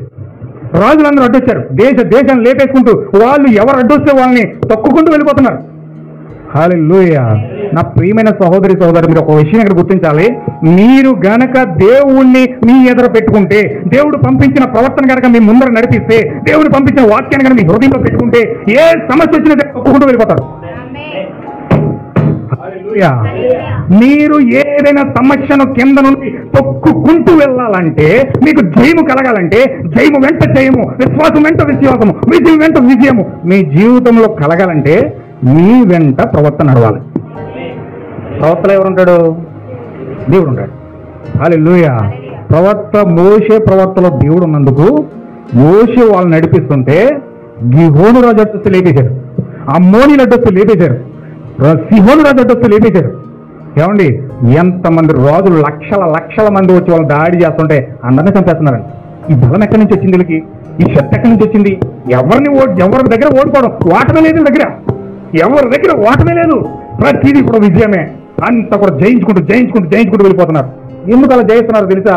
ఎందుకు దేశాన్ని విడిచిపెట్టి ఒక దేశాన్ని నాశనం చేసేసి ఇంకో దేశాన్ని ఓడించేసి రాజును చంపేసి వాళ్ళు సురక్షితంగా ప్రయాణం చేస్తున్నారంటే వాళ్ళ విజయం ఎక్కడుందండి? మీరందరూ చెప్పాలి. వాళ్ళ విజయం ఎక్కడుంది? ప్రవర్తలో ఉంది. చూసారా? ప్రవర్త అంత బలమైన వాడు. ప్రవర్త అంటే ఏంటనుకున్నారు? ఏదో ఊరకనే ప్రవర్త అంటున్నాం అనుకున్నారా? ఊరకనే ప్రవర్త కోసం మాట్లాడుతున్నాం అనుకున్నారా? ప్రవర్త నిజంగా తెచ్చిన వాక్యాన్ని కనుక మీ హృదయంలో చేర్చుకుంటే మన జీవితంలో విజయం అండి. ఎలాంటి దెయ్యం వచ్చినా సరే తొక్కేస్తా కిందకి. ఏమన్నాడు తెలుసు దేవుడు? సర్పం యొక్క తలను శీఘ్రంగా తొక్కేస్తాను అన్నాడు. ఎప్పుడు ప్రవర్త యొక్క వాక్యాన్ని పట్టుకున్నప్పుడు. ప్రవర్త యొక్క వాక్యం నీ హృదయంలో ఉంటే, ప్రవర్తలో క్రీస్తున్నాడు, ఆ క్రీస్తుని కనుక నువ్వు చేర్చుకుంటే అప్పుడు నీవు సర్పం యొక్క తలను శీఘ్రంగా తొక్కేస్తావు. సర్పం తలనే శీఘ్రంగా తొక్కేస్తే దెయ్యాలు 20 కోట్లు ఉన్నాయి అంత లెక్క. ఆ ప్రలగా తొక్కుపడేస్తావు. ఎలాంటి పరిస్థితి అయినా తొక్కుకుంటూ వెళ్ళిపోతావు. ఎలాంటి పరిస్థితిని కూడా లెక్క చేయవు. ప్రవర్తన నీతో ఉంటే, వాక్యంలో ఉంటే. పట్టుకెళ్ళి అరమరలో పెట్టేసి బూజెట్టద్ది దాన్ని అలాగే ఉంచేసావంటే నీకు విజయం వస్తుందా? చెప్పండి ఒకసారి. విజయం వస్తుందా? అది బీరువాలు ఇట్టి తాళమే చేసి జాగ్రత్తగా నువ్వు బీరువాలను ఉండమ్మా, పిల్లలు పెట్టు, నేను పని చూసుకుంటానని చెప్పేసి అది అలాగే పెట్టి పూజెట్టి ఎత్తనా సరే బైబిల్ ఎట్టి అలా బీరువాలో పెట్టి ఆ వర్తమానం పెట్టి అలా బీరువాలో పెట్టి చక్కగా దాచిపెట్టేస్తే అది ఆ పూజెట్టి ఎత్తగా నీకు ఏ విజయం దొరకదు. ఆ బీరువాలో కాదు, కానీ నువ్వు ఎక్కడ పెట్టాలంటే ఈ వర్తమానాన్ని తీసుకొని నీ హృదయంలో పెట్టాలి. హల్లెలూయా. ఈ వర్తమానం తీసుకుని ఎప్పుడైతే నీ హృదయంలో పెట్టావో అప్పుడు నీవు విజయాన్ని చూస్తావు. ఒకవేళ నీకు విజయం రావట్లేదంటే వర్తమానంతో నీకు సహవాసం లేదు. ఒకవేళ నువ్వు విశ్వాసం పొందుకోలేకపోతున్నావు అంటే, దెయ్యాన్ని ఓడించలేకపోతున్నావు అంటే వర్తమానంతో నీకు సహవాసం లేదు కారణం చేత నువ్వు ఓడిపోతున్నావు, విజయం సాధించలేకపోతున్నావు, విశ్వాసం పొందుకోలేకపోతున్నావు, దేవునికి లక్షణాలు పొందుకోలేకపోతున్నావు. కారణం ఏంటంటే నీకు వర్తమానంతో సహవాసం లేదు. లేని కారణం చేతే నువ్వు ఇంకా నిరసించిపోతున్నావు తప్ప దేవునిలో ఎదగలేకపోతున్నావు. నువ్వు అనుకుంటున్నావు నా స్థితులు కలిగలేవు, నా పరిస్థితులు జరిగలేవు, నా యొక్క కార్యాలు జరగలేవు, అలాగే నా బతుకలకు అయిపోతుంది, నా బతుకలకు అనగారిపోతుంది అనుకున్నావేమో. కానీ నో సార్, నీకు సహవాసం లేదు. నువ్వు జీవితంలో విజయం పొందలేకపోతున్న కారణం ఏంటంటే నీకు దీంతో సహవాసం లేదు. సహవాసం లేని కారణం చేత నీవు విజయం చూడలేకపోతా ఉన్నావు. హల్లెలూయా. ఏమంటున్నారా? అర్థమవుతుందండి? ఇప్పుడు మోషే వాళ్ళు ఎంత నడుస్తున్నప్పుడు వాళ్ళు విజయాలు ఎన్ని విజయాలు చూస్తున్నారంటే వాళ్ళకి లెక్కపత్రం లేదు. వాళ్ళు వెళ్తుండగా దేవుడు ఏం చేశాడంటే వాళ్ళ ప్రయాణంలో ఉండగా మోషేను మార్గం నుంచి తప్పించాడు. మోషేను మార్గంలో నుంచి తప్పించి నెబో కొండ మీదకి వచ్చామని చెప్పి అక్కడి నుంచి ఆయన ఎత్తుబాటులోకి తీసుకెళ్ళిపోయాడు. మోషేను తీసుకెళ్ళిపోయాడు నెబో కొండ మీద. ఇప్పుడు అక్కడ ఏం జరిగిందంటే దేవుడు ఆ యొక్క ఇశ్రాయేల్ ప్రజలందరికీ నాయకుడిగా నడిపించడానికి దేవుడు ప్రవక్తల యొక్క క్రమాన్ని తప్పించి, దేవుడు ప్రవక్త యొక్క మార్గాన్ని తప్పించి దేవుడే రంగంపైకి వచ్చేసాడు. హల్లెలూయా. ఆయన ఎవరో కాదు, ప్రభువు యేసుక్రీస్తు అయి ఉన్నాడు. యెహోషువ అయి ఉన్నాడు. ఇప్పుడు యెహోషువ రంగంపైకి వచ్చేసాడు, యేసుక్రీస్తు రంగంపైకి వచ్చేసాడు. మాది కాండం నుంచి మలాకి గ్రంథం వరకు మోషే ప్రవక్త నడిచాడు, ధర్మశాస్త్రం నడిచింది. ఇప్పుడు ఎప్పుడైతే మలాకి గ్రంథం ముగించిపోయిందో కొత్త నిబంధన ప్రారంభం అవ్వాలంటే యెహోషువ రావాలి. హల్లెలూయా. ఏమన్నా మాట అర్థమవుతుందా? మోషే ఎందుకు రంగంపైకి వెళ్ళిపోయాడు అంటే పాత నిబంధన వెళ్ళిపోవాలి, పాత నిబంధన అంతా పక్కకి వెళ్ళిపోవాలి, కొత్త నిబంధన రావాలి. యెహోషువ రావాలంటే, పరిశుద్ధాత్మ రావాలంటే అక్కడ మోషే రంగంపై నుంచి పక్కకి వెళ్ళాలి. హల్లెలూయా. బైబిల్ పాత నిబంధన కొత్త నిబంధన రెండు ఉన్నాయి. పాత నిబంధనకు ప్రతినిధి మోషే అయితే కొత్త నిబంధనకు ప్రతినిధి యెహోషువ అయి ఉన్నాడు. అంటే యెహోషువ కొత్త నిబంధనకు ప్రాతినిధ్యం వహిస్తున్నాడు కాబట్టి యెహోషువ మాదిరిగా ఉన్నాడు. హల్లెలూయా. ఇప్పటి వరకు నా మెసేజ్ ఒక బేస్మెంట్ వేసాను. ఇప్పుడు ఖచ్చితంగా మీరు చూడండి, ఇంకొన్ని విషయాలు మీరు గ్రహించండి. ఇప్పుడు యెహోషువ రంగంపైకి వచ్చాడు. మోషే ప్రవక్తల యొక్క క్రమం ముగించిపోయింది, ప్రవక్తల యొక్క క్రమం ఆగిపోయింది. ఇప్పుడు ప్రవక్తలో నివసించిన దేవుడే యెహోవాయే, ఆయనే యెహోషువలోకి వచ్చేసాడు. ఏమని చెప్తున్నాడు ఇప్పుడు యెహోషువలోకి వచ్చి? ఇప్పుడు ఏం మాట్లాడుతున్నాడు చూడండి ఒకసారి. యెహోషువ గ్రంథం 1:1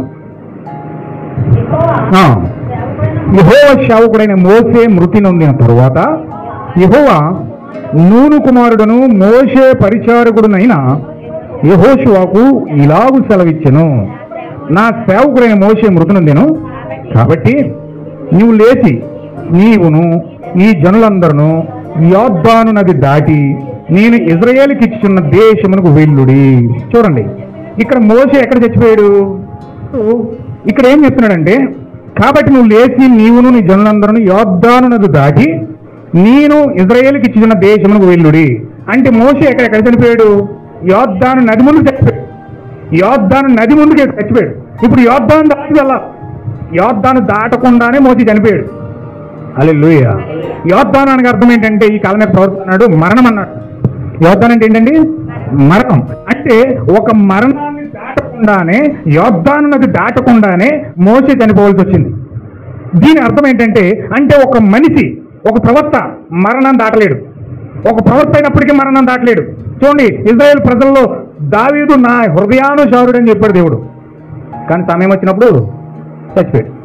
అబ్రహాం నా నమ్మకమైన దాసుడు అన్నాడు, దేవుని కుమారుడు అతను, కానీ సమయం వచ్చినప్పుడు చచ్చిపోయాడు. యోబు విశ్వాసంలో ఆరితేరిపోయిన, సహనంలో ఆరితేరిపోయిన వ్యక్తి, కానీ సమయం వచ్చినప్పుడు చచ్చిపోయాడు. ఏలియా చాలా అద్భుతమైన సేవ చేశాడు, సమయం వచ్చినప్పుడు వెళ్ళిపోయాడు. మొత్తం ప్రతి ప్రవక్త కూడా సమయం వచ్చినప్పుడు వెళ్ళిపోతూనే ఉన్నారు. అంటే ఏ మనిషి కూడా మరణాన్ని దాటడానికి అవకాశము లేదు. ప్రతి మనిషి మరణాన్ని దాటకుండా, మరణించకుండా ఆ వ్యక్తి అవతల గొట్టుకు వెళ్ళలేడు. అవతల గొట్టుకు వెళ్ళాలంటే మరణం రుచి చూడాల్సిందే. అవతల గొట్టుకు వెళ్ళాలంటే మరణం చూడాల్సిందే. మరణించకుండా ఒక వ్యక్తి పరదేశంలోనికి వెళ్ళలేడు. అందుకే భూమి మీద పుట్టిన ప్రతి మనిషి చచ్చిపోయి సమాధి చేయబడి అతను శరీరాన్ని విడిచిపెట్టి అతను ఆ యొక్క ప్రదేశంలోనికి వెళ్ళడానికి సిద్ధమవుతా ఉన్నాడు. ఇది ధర్మశాస్త్రం యొక్క పద్ధతి, ధర్మశాస్త్రం యొక్క రూలు, ధర్మశాస్త్రం యొక్క చట్టమై ఉన్నది. అంటే ఒక వ్యక్తి ఖచ్చితంగా పరదేశంలోకి వెళ్ళాలంటే చచ్చిపోవాలి. చావకుండా ఒక వ్యక్తి పరదేశంలోకి వెళ్ళలేడు. అవుతుందండి. ఈరోజు డినామినేషన్ యొక్క విశ్వాసం ఏంటంటే మనం పరదేశంలోకి ఎప్పుడు వెళ్తాం? చచ్చిపోయిన తర్వాత వెళ్తాం, చచ్చిపోయిన తర్వాత వెళ్తాం అని వాళ్ళు ఎందుకు దాని మీద డిక్లేర్ చేసి దానికే ఫిక్స్ అయిపోయి ఇంకా చచ్చిపోయే వరకు పరలోకం కోసం ఆలోచించరు. ఎందుకంటే కారణం వారు పాత నిబంధన కిందనే ఉన్నారు కాబట్టి, ప్రవర్తన యొక్క క్రమం కిందనే ఉన్నారు కాబట్టి, ధర్మశాస్త్రం కిందనే ఉన్నారు కాబట్టి వారు ఎల్లప్పుడూ కూడా చావు గురించి ఎప్పుడు ఆలోచించరు. ఎందుకంటే చస్తే ఖచ్చితంగా పరదేశం వెళ్ళిపోతామని. అందుకే దానికోసం ఖర్చు పట్టించుకోరు. భూమి మీద అన్ని పొలం కూడా ప్రయత్నం చేస్తారు, కానీ సాగు తర్వాత ఏం జరుగుతుంది, అసలు ఏం పొందుకుంటాం, ఎక్కడికి వెళ్తాం, ఏంటి ఏమి ఆలోచించరండి. ఎందుకంటే వాళ్ళకి లక్ష్యం ఉండదు. ఎందుకంటే ధర్మశాస్త్రం ప్రకారం చచ్చిపోయి పరదేశం వెళ్ళిపోతాం. అందుకే తాగుబోతులు చచ్చిపోయినా పరలోక ప్రవేశం పెట్టేస్తారు, వ్యభిచారి చచ్చిపోయినా పరలోక ప్రవేశం పెట్టేస్తారు, 2-3 భార్యలు మెయింటైన్ చేసినప్పుడు కూడా పరలోక ప్రవేశం పెట్టేస్తారు. ఏమండి, ఎవరికైనా పరలోక ప్రవేశమే. హల్లెలూయా. మొన్న ఒక ఆయన చూసాను నేను. ఆ రాత్రి అంటే ఫుల్గా తాగొచ్చేసాడండి. పొట్ట బుగ్గిపోయింది, గ్యాస్ తాగేసింది. ఆ గ్యాస్ హార్ట్ కొట్టేసింది. ఫుల్గా తాగి హార్ట్ కొట్టి చచ్చిపోయాను. తెల్లారి భోజనం పెట్టారనుకున్నారు, పరలోక ప్రవేశం. అంటే వెళ్తా ముందు కూడా మోసుకుని వెళ్ళిపోయినా.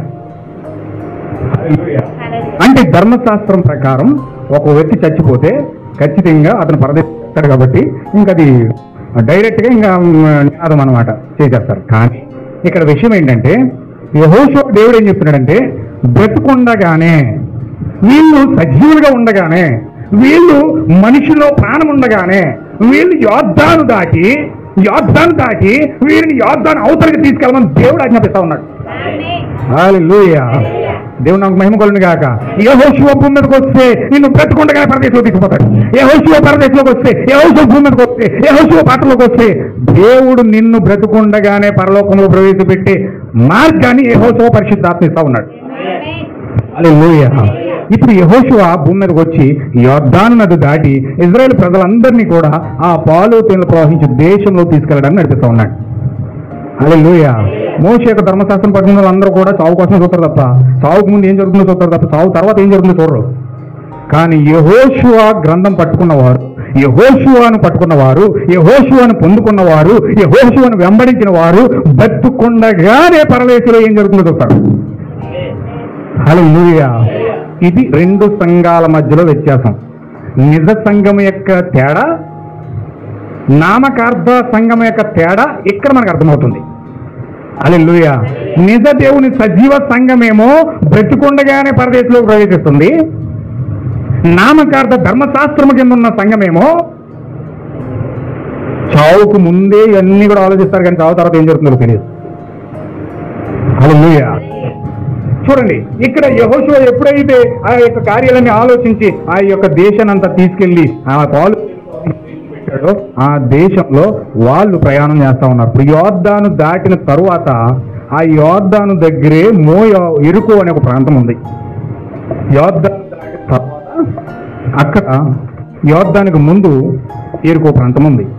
ఇప్పుడు ఆ ఎరుకో ప్రాంతంలో ఇప్పుడు మొత్తం ఐగుప్తు దేశంలో బయలుదేరారు, సిహోను దేశం వెళ్ళారు, సువార్త ప్రకటించేశారు. అక్కడ ఉన్న వధువుని బయటకు లాక్కొచ్చేశారు. గిహోను దేశం వెళ్ళారు, అంతా సువార్త ప్రకటించేశారు. అక్కడ ఉన్న రాజుని చంపించారు, వధువుని తీసుకొచ్చారు. ప్రతి ప్రాంతం వెళ్తున్నారు, సువార్త చేస్తున్నారు, వధువుని లాక్కొచ్చేస్తున్నారు. ప్రతి ప్రాంతం వెళ్తున్నారు, సువార్త చేస్తున్నారు, వధువుని లాక్కొచ్చేస్తున్నారు.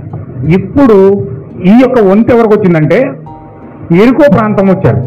ఎరుకో ప్రాంతంలో సువార్త చేయడానికి అక్కడికి బయలుదేరారు.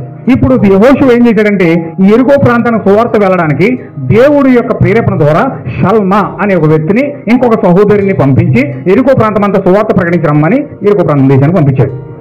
హల్లెలూయా. ఎరుకో ప్రాంతం ఎలా ఉంటుందో తెలుసండి. ఇప్పుడు ఈ బిల్డింగ్ ఎంత ఉంటుందో అక్కడి నుంచి యువతలకు ఎంత గోడ ఉంటుందో అలాంటి బిల్డింగ్ ఇంకోటి అయితే ఎంతలో ఉంటుందో అంత లావు గోడలు ఉంటాయండి. ఎరుకో ప్రాంతం చుట్టూ ప్రహరీ, వాళ్ళకి సెక్యూరిటీ అనమాట. ఆ గోడ ఎక్కి దూకాలంటే ఎవరి వల్ల కాదు. ఆ గోడ పైన బురుజులు ఉంటాయి. బురుజులు అంటే మీకు తెలుసు, పూర్వకాలంలో గోడలు కట్టి గోడల మీద ఇంత రౌండ్గా టోపి పెట్టి చుడిదర్ గారి మధ్య మధ్యలో చిల్లులు పెట్టండి. ఆ గుహలు దోతలు ఉంటారనమాట సెక్యూరిటీ ఏం చేస్తారంటే ఇంత అక్కడక్కడ మన గోడల మీద పెడతాం చూసారా, పిల్లర్స్ ఉంటాయి. ప్రహరీ గోడ కట్టామనుకోండి, పిల్లర్కి మధ్యలో ఒక పిల్లర్ పైకి లేపుతారు, ఇక్కడ పిల్లర్ పైకి లేపుతారు, ఈ పిల్లర్ పైకి లేపుతారు, అలా ఉంటాయి. అలాగా గోడ అంతటి చుట్టూ పిల్లర్స్ ఉంటాయి. అలా పైకి లేపి ఎందుకు పెడతారంటే అక్కడి నుంచి వచ్చింది అది. ఈ గోడల పైన ఎందుకు పెడతారంటే ఈ గోడలు అలా కట్టి కొంచెం ఆ పైన గుడి కింద లేపి ఆ టాప్ వేసి మధ్యలో చిన్న చిన్న సిల్లులు పెట్టి ఆ మధ్యలో ఒక వ్యక్తిని కూర్చోబెడతారు. అందులో వాళ్ళ సెక్యూరిటీ ఏంటంటే శత్రువులు ఏ పక్క నుంచి వస్తున్నారో ఆ యొక్క మొత్తం చుట్టుపక్కల ప్రదేశం నుంచి అంతా కూడా వీళ్ళు చూసి ఎవరైనా శత్రువు వస్తున్నాడంటే వీళ్ళకి సిగ్నల్ ఉంటుంది. ఆ సిగ్నల్ ఎప్పుడైతే విజిల్ వేశారో అర్థమవుతుంది అనమాట పక్క దేశాల నుంచి శత్రువులు వస్తున్నారని. వీళ్ళందరూ కూడా ఎలర్ట్ అయిపోతారు. అప్పుడు వీళ్ళు ఏం చేస్తున్నారంటే ఇక్కడ వీళ్ళందరూ ఎలర్ట్ అవడం కోసం అలా పెడతారు. అలా పెట్టి బురుజులు ఉన్నాయి. ఆ బురుజులు ఎరుకో గోడలో అక్కడంటండి అటు నుంచో ఎడ్ల బండి వెళ్ళిపోద్ది, ఈ పక్క నుంచో ఎడ్ల బండి వెళ్ళిపోద్ది. ఆ గోడల మీద పరుగు పందులు ఎత్తుకునేవారట. ఎడ్ల బండి పోటీలు ఎత్తువారంట.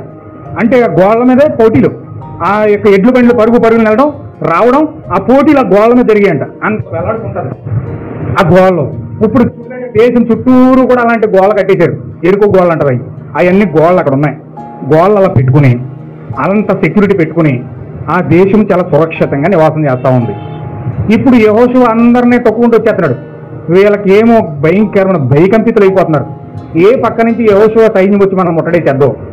ఏమైనా వింటున్నారా? కొంచెం జాగ్రత్తగా మీరు వినాలి. ఏ సైన్యం ఏ పక్క నుంచి వచ్చి యెహోషువ సైన్యం మన దేశాన్ని ముట్టడేసేద్దామని భయపడి వీళ్ళు చాలా నిశ్చితంగా గమనిస్తూ పరిశీలిస్తూ చాలా అలర్ట్గా ఉన్నారు సెక్యూరిటీ అంతా. ఈలోగా యెహోషువ సల్మాకు ఆజ్ఞాపించాడు, నువ్వు ఆ దేశం వెళ్ళి వేగి చూసి అక్కడ పరిస్థితులు ఎలా ఉన్నాయో కనుక్కుని మనకు మార్గాన్ని సిద్ధపరచని చెప్పేసి సల్మాని ఇంకో సహోదరుని పంపించాడు. సల్మాన్ ఇంకో సహోదరుని అక్కడ పంపిస్తే ఈ సల్మా వెళ్ళాడు. జాగ్రత్తగా వీళ్ళు ఎలాగెళ్ళారు తెలియదు, లోపలికి వెళ్ళిపోయారు. ఏమండి, సెక్యూరిటీ గోడలు ఉన్నాయి, పెద్ద పెద్ద లావు గోడలు, చుట్టూరు బురుజులు ఉన్నాయి. ఆ బురుజుల లోపల మనుషులు ఉన్నారు. అంత సెక్యూరిటీ మధ్యలో జాగ్రత్తగా సల్మా ఆ సహోదరుడు లోపలికి ఎలాగెళ్ళారు తెలియదు. మొత్తం లోపలికి వెళ్ళిపోయారు. లోపలికి వెళ్ళిపోయి ఎక్కడికి వెళ్ళిపోయారు తెలుసు, డైరెక్ట్గానే ఎక్కడికి వెళ్ళారు తెలుసా? రహాబ్ అని వేశ్య ఇంట్లోకి వెళ్ళిపోయారు. హల్లెలూయా. సువార్త చేసుకుంటూ మెల్లగా వాళ్ళు రహాబ్ ఇంట్లోకి వెళ్ళిపోయారు. చాలామంది మాకు ఖాళీ లేదు, మాకు అవసరం లేదు, మాకు చాలా పనులు ఉన్నాయి, మేము చాలా బిజీగా ఉన్నాం, మాకు చర్చలు ఉన్నాయి, మాకు పాస్టర్లు ఉన్నారు, మరి చాలా సురక్షితమైన ప్రాంతం, అసలు మా చర్చ్ అంటే ఎన్నో సంవత్సరాలు స్థాపించబడింది, మా గోడలు చూసావా ఎరుకు గోడలు, అసలు దాన్ని దాటుకుని ఎవడో రాలేడు, అంత సురక్షితమైన ప్రాంతంలో మేము ఉన్నాం, అంత భద్రత కలిగిన ప్రాంతంలో మేము ఉన్నాం, మా యొక్క రక్షకుడు మాకున్నాడు అని చెప్పేసి వాళ్ళు చెప్పుకుంటున్నారు. ఇప్పుడు డినామినేషన్ సంఘాలు చెప్పుకున్నట్లుగా డినామినేషన్ సంఘాలు ఎలాగైతే చెప్పుకున్నాయో అలా చెప్పుకుంటూ వాళ్ళు బ్రతికేస్తున్నారు. వాళ్ళు చెప్పుకుంటూ మెల్లగా రహాబ్ ఇంట్లోకి వెళ్ళిపోయారు. ఈ వెనకాల సువార్త కోసం విన్నోళ్ళు ఉంటారు కదండి, ఎవరో ఒక చెవిలో చెప్పారు కదా, వీళ్ళు ఏం చేశారు, విన్నవాళ్ళు విన్నట్టుగా ఉండకుండా, నా భయం అదే, నేను ఎందుకు సువార్త జాగ్రత్తగా చేస్తానంటే విన్నవాళ్ళు విన్నట్టుగా ఉండగా వీళ్ళు ఎక్కడికో చేరేస్తారు, ఎక్కడికో పంపిస్తారు. వీళ్ళు కూడా అలాగే విన్నవాళ్ళు విన్నట్టుగా ఉండకుండా పట్టుకెళ్ళి జాగ్రత్తగా ఆ ఎరుకో ప్రాంతంలో ఉన్న రాజుకు తెలియజేశారు. ఎవరో వ్యక్తులు వేరే దేశానికి మన దేశంలో ప్రవేశించేశారు. ఇప్పుడు వాళ్ళు గనక మనకు దొరకకపోతే మన దేశం పట్టుబడిపోద్ది, మన దేశం సర్వనాశనం అయిపోతుంది. కనుక ఆ యొక్క వ్యక్తులు ఎక్కడున్నారో తెలుసుకుని పట్టుకుని చంపేయండి ఆయన చెప్పి రాజు ఆజ్ఞాపించాడు. యెహోషువ సల్మాకి ఏం చెప్పాడంటే, నేను ఎరుకో పట్టణాన్ని కూల్చేయబోతున్నాను, ఎరుకో పట్టణాన్ని నాశనం చేయబోతూ ఉన్నాను. ఇప్పుడు ఎరుకో పట్టణంలో దేవుని ప్రజలు ఎవరైతే ఉన్నారో వారిని విడిపించండి, వారిని రక్షించండి అని ఆజ్ఞ జారీ చేశాడు. ఇప్పుడు సల్మా వెళ్ళి సువార్త చేస్తున్నాడు. ఏమని?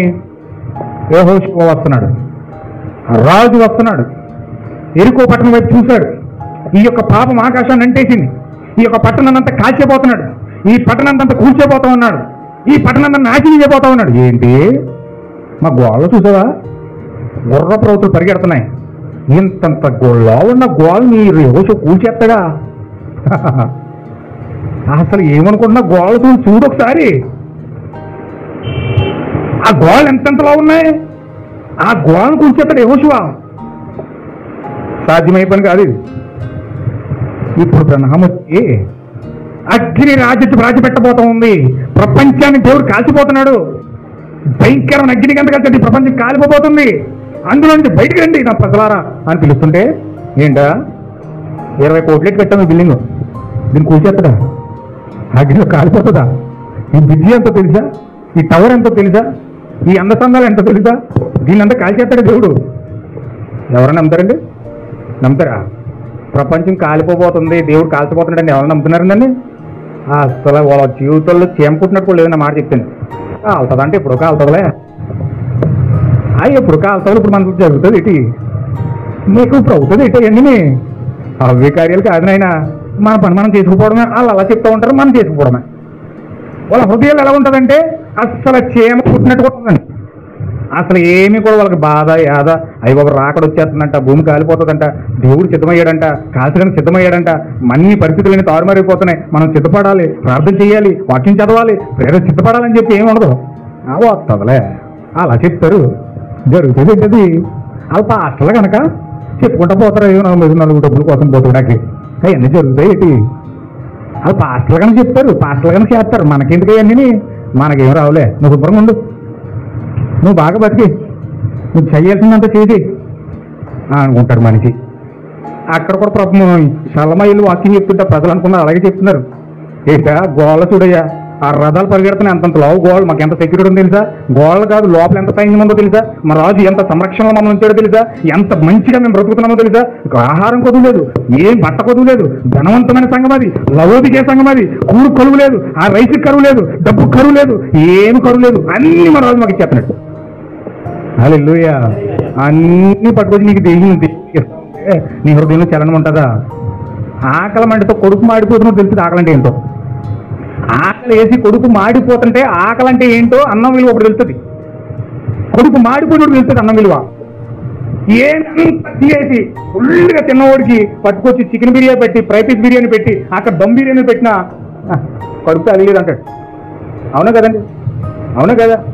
బాగా ఫుల్ అయిపోయినాడు ఉన్నాడు అనుకోండి, బాగా నిండిపోయి అంత శుభ్రంగా తినేసి స్వీట్లు హాట్లను రెడీ కూర్చున్నాడు అనుకోండి, వాడి దగ్గరికి వెళ్ళారు దమ్ బిర్యానీ చాలా అద్భుతంగా ఉంటుంది తిన్నాను అనుకో, కాదు తర్వాత నేను పక్కన టై అంటాడు. హల్లెలూయా. అంటే ఈరోజు ప్రజలు వాక్యము తీసుకొచ్చి వారి జీవితాల్లో పెట్టడానికి ప్రయత్నం చేద్దామనుకోండి, ఖాళీ లేదండి. ఎందుకు తినేస్తారు? బుర్ర చిరాకు వస్తుంది, తలపడి వస్తుంది, నిద్ర వస్తుంది, బతుకం వస్తుంది, ఏదైనా వస్తుంది. అక్కడ కొడుకు నిండిపోయింది, ఇక్కడ లోకంతో నిండిపోయింది, పాపంతో నిండిపోయింది, శాపంతో నిండిపోయింది, భయంకర కార్యకలాపంతో నిండిపోయింది కొడుకు. వాక్యం ఎక్కడ లోపలికి వెళ్ళిస్తారు? అబ్బే ఖాళీ లేదు, ఇక్కడ కడుపు ఖాళీ లేదండి, కడుపు ఖాళీ లేదు. వాళ్ళు అలా చెప్తున్నారు సల్మాకి. సల్మాకి అలా చెప్తుంటే సరే మీ ఖాళీ లేకపోతే మీరు వెళ్ళిపోండి, ఎక్కడ ఉన్నారో వెతుకుతామని చెప్పి వెతుక్కుంటూ వెతుక్కుంటూ వెతుక్కుంటూ వెతుక్కుంటూ రహాబ్ ఇంట్లోకి వెళ్ళిపోయారు. సల్మా వాక్యం చెప్పడానికి చెప్పుకుంటూ పోతున్నాడు. వీళ్ళు వాక్యం వినడం మానేసి వాక్యం చేర్చుకోకపోగా పట్టుకెళ్ళి వాళ్ళ రాజుగారికి తెలియజేశారు. ఎవరో వచ్చేసారు మన దేశంలోకి, ఎవరో మన దేశంలోకి వచ్చేసారు. వారు చాలా భయంకరమైన మనుషులుగా ఉన్నారు. ఈ దేశంలో వేగి చూడడానికి ఎవరో 2 మనుషులు వచ్చేసారు. వాళ్ళని కనిపెట్టండి, వాళ్ళని కనిపెట్టకపోతే మన దేశం నాశనం అయిపోద్ది, వాళ్ళ దేశం నాశనం చేసేస్తారు అని చెప్పి వాళ్ళు మాట్లాడుకుంటూ ఉన్నారు, వెతుకుతూ ఉన్నారు. అయితే ఇక్కడ ఏం జరిగిందో తెలుసండి, రహాబ్ ఇంట్లోకి సల్మా వెళ్ళాడు. సల్మా అంటే అక్కడ సల్మా అని ఇంకో సహోదరుడు ఆ యొక్క రహాబ్ ఇంట్లోకి వెళ్ళినప్పుడు కంట రహాబ్ ఎవరో తెలియదు వీళ్ళకి, వెళ్ళిపోయారు. ఇంతకీ రహాబ్ ఎవరంటే వేశ్య. రహాబు వేశ్య ఒక పైన ఒక బ్రా వేసుకుని కింద ఒక అండర్వేర్ వేసుకుని సోయగాలు సోయిస్తూ అక్కడ చక్కగా వికటల్ని ఆకర్షిస్తూ ఉందంట. ఆమె వికటల్ని ఆకర్షిస్తుందంట. తమ శరీరాన్ని అందసాన్ని ఆమె పోగు చేసి అక్కడ వాళ్ళకి ఇవ్వడానికి ప్రయత్నం చేయడానికి ఆమె ఎంతో సాహసాలు చేస్తుందంట. అందం ద్వారా ఆకర్షిస్తూ ఆమె అక్కడ వికటల్ని ఆకర్షిస్తుందంట. లోపలికి వెళ్ళారు. లోపలికి వెళ్తే కుర్చీలు వేసింది, కూర్చున్నారు. ఈయన బాడీ మీద బట్టలు లేవు, పైన ఒక క్లాత్ కింద ఒక క్లాత్ ఉన్నదంటే, బాడీ మీద బట్టలు లేవు. ఆ యొక్క బట్టలు లేకుండానే ఆమెకు కుర్చీలు వేసింది, కుర్చీలో కూర్చున్నారు. కుర్చీలో కూర్చున్న తర్వాత ఇక్కడ హీరో ఫోటో నగ్నంగా అక్కడ హీరోయిన్ ఫోటో నగ్నంగా ఆ సగం సగం బట్టలతో, ఎక్కడో హీరోయిన్ బట్టలతో ఆ నగ్నంగా సగం సగం బట్టలతో, అలా ఇల్లు అంతా సినిమా వాళ్ళ బట్టలతో నిండిపోయిందట. హల్లెలూయా. ఎందుకంటే ఎంతమంది అర్థం ఉందన్నమాట. జాగ్రత్తగా మీరు అర్థం చేసుకోవాలి. చాలామంది చూడండి, లోకంలో ఉన్న వాళ్ళు ఇళ్లలోకి వెళ్తే మొత్తం ఇల్లు నిండా సినిమా వాళ్ళ పోస్టులు ఉంటాయి. ఇల్లు నిండా సినిమా వాళ్ళ పోస్టుల్లో, లేకపోతే ఏ క్రికెటర్ వాళ్ళ పోస్టులు, లేకపోతే ఈ రకరకాల వాళ్ళకి ఇష్టమైన హీరోలు ఉంటారు కదా, ఇష్టమైన హీరోయిన్లు ఉంటారు కదా, వాళ్ళందరి ఫోటోలన్నీ చక్కగా మొత్తం అంటించేసుకుంటారు.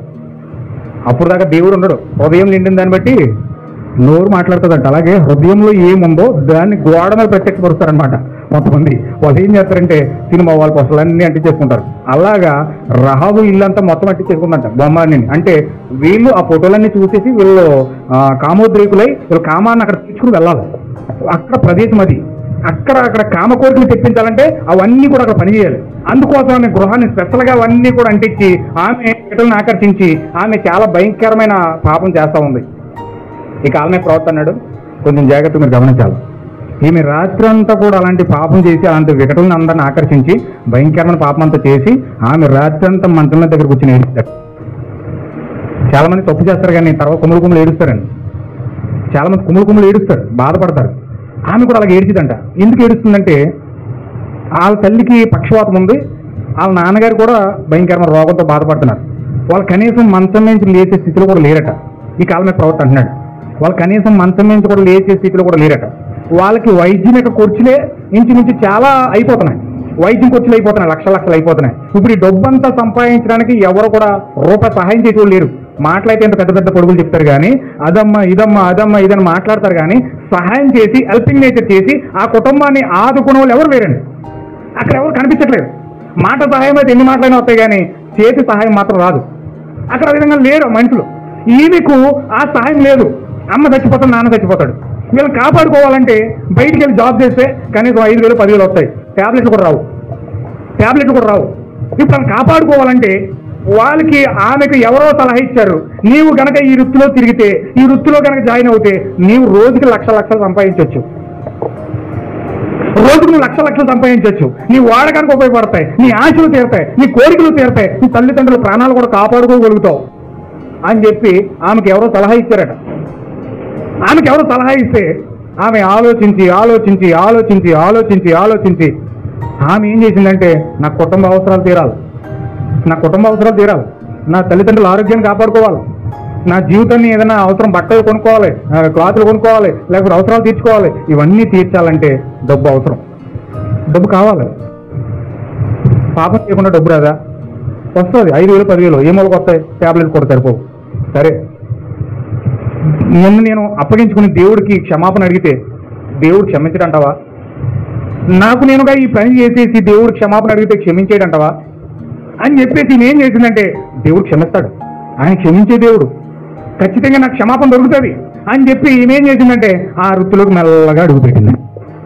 ఆ వృత్తిలోకి ఎందుకు అడుగుపెట్టిందంటే తన యొక్క తల్లిదండ్రుల యొక్క ప్రాణాన్ని కాపాడుకోవడం కోసం వేరే దిక్కు లేక, వేరే ఆధారం లేక అందులోకి అడుగుపెట్టి అందులో బానిసైపోయి ఆ యొక్క భయంకరమైన ఇరుకు పట్టణంలో ఒక వేశ్య వృత్తి చేస్తున్నట్లుగా ప్రచారం చేయబడిపోయింది.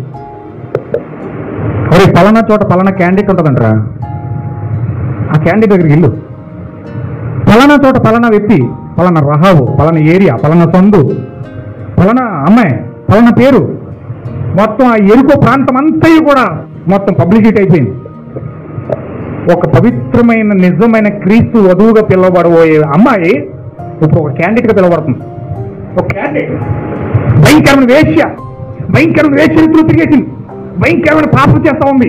వాళ్ళు వస్తూ ఉన్నారు, కోరికలు తీర్చుకుంటూ వెళ్ళిపోతున్నారు. వాళ్ళకి కావాల్సిన డబ్బు ఇస్తూ ఉన్నారు, వాళ్ళ కోరిక తీర్చుకుంటున్నారు, వెళ్ళిపోతున్నారు. నేను ఈ డబ్బు కోసమే ఇంత శ్రమ పడుతున్నా, నా శరీరాన్ని అమ్ముకుంటున్నానా, నేను ఇంత బాధపడుతున్నానా, ఎందుకు ఇలాంటి స్థితిలో నన్ను పుట్టించావు, ఎందుకు ఇంత బాధ నేను పడుతున్నాను, ఇలాంటి భయంకరమైన పాపం వేశ్య వృత్తిని చేయడానికి నన్ను సృష్టించావో ప్రభు అని ఆ మూలకి రోజు రాత్రంతా ఏడ్చిదట. పగలంతానేమో పాపం చేస్తూ వాళ్ళ కోరికలు తీరుస్తూ రాత్రంతా మంచం దగ్గరికి ఏడ్చిదట. ఈరోజు కొన్ని కోట్ల మంది ఉన్నారు, అలాగా కొన్ని కోట్ల మంది ఉన్నారండి. అవసరాల కోసం పాపం చేస్తూ, అవకాశాల కోసం పాపం చేస్తూ, డబ్బు కోసం వారి శరీరాలు అమ్ముకుంటూ ఏదైనా చేయడానికి వారు వెనకడిగేయట్లేదండి. మీరు సినిమా ఫీల్డ్కి వెళ్ళండి, వాళ్ళు ఒక సినిమా చేస్తే కొన్ని లక్షలు ఇస్తారు. ఒక 6 నెలల సినిమా ఉంటుంది. ఆ 6 నెలలు కూడా వాళ్ళ శరీరాలు అమ్ముకుంటేనే కానీ వాళ్ళకి ఆ అమౌంట్ వాళ్ళకి రాదు. అమౌంట్ రాదండి. ఒక సీరియల్ని చేసిన, ఒక సినిమా చేసిన, ఒక నాటకం చేసిన, ఒక డ్రామా చేసిన, ఏం చేసినా అక్కడికి వెళ్ళి వాళ్ళ శరీరాలు అమ్ముకుంటేనే కానీ వాళ్ళ జీవితంలో రాదు. ఇప్పుడు చాలామంది రకరకాలుగా డబ్బు కోసం శరీరాలు అమ్ముకుంటున్నారండి. వాళ్ళు నిజంగా వాళ్ళ శరీరం ఈ కాలమే ప్రవర్తన అన్నాడు. స్త్రీకంట ఆ కామ వ్యామోహం అనేది ఏమి లేదట. కామ వ్యామోహం లేదట. అసలు స్త్రీకి కామ వ్యామోహంతో దేవుడు సృష్టించలేదట. కానీ స్త్రీ పాపం చేసి దేనికోసం అంటే అవసరాల కోసమే చేస్తారు. స్త్రీ పాపం ఎందుకు చేస్తారంటే అవసరాల కోసం. అవసరాలకు మించి వాళ్ళు కోరుకోవడం వల్ల వాళ్ళ కోరికలు బట్టి వాళ్ళ కోరికలు నడుచుకోలేక అవసరాలను చేర్చుకోవడం కోసం వాళ్ళు వ్యభిచార వృత్తులు పడిపోతారట. లేకపోతే పక్క సహోదరునో లేకపోతే పెళ్ళైన పురుషుడినో కోరుకోవడానికి వాళ్ళు ఇష్టపడతారు. ఎందుకంటే వాళ్ళ అవసరాలు తీర్చుకోవడం కోసం, వాళ్ళ అవసరాల కోసం. హల్లెలూయా. ఎంతమందికి అర్థమవుతుందన్నమాట? అయితే ఈ యొక్క రహాబు అనే వేశ్య అలాంటి భయంకరమైన వేశ్యవృత్తులు పడిపోయి తల్లిదండ్రుల కోసం ఆలోచిస్తుంది. ఒక పక్క తల్లిదండ్రులను బతికించుకోకపోతే ఏమైపోతారు? తల్లిదండ్రులు అంటే ప్రేమ, మరి బతకాలి. వాళ్ళు బతకాలంటే డబ్బు కావాలి. డబ్బు కావాలంటే వేరే ఆధారం లేదు. శరీరం నమ్ముకుంటూ బతికేస్తుంది. కానీ వెళ్ళి రోజు ఏడుస్తుంది. ఈ సల్మా ఇంకో సహోదరు వెళ్ళి కుర్చీలు ఎత్తి కూర్చున్నారట. కుర్చీలు ఎత్తే నడుము చూపిస్తుందంట. వాళ్ళ యొక్క చెస్ట్ భాగాన్ని చూపిస్తుందంట. ఆ యొక్క వెనక భాగం చూపిస్తుందంట. వాళ్ళకి లేని అందాలన్నీ వాళ్ళ ముందు పారేసి అన్ని విధాల ఆమె ఆకర్షించడానికి ప్రయత్నం చేస్తుందంట.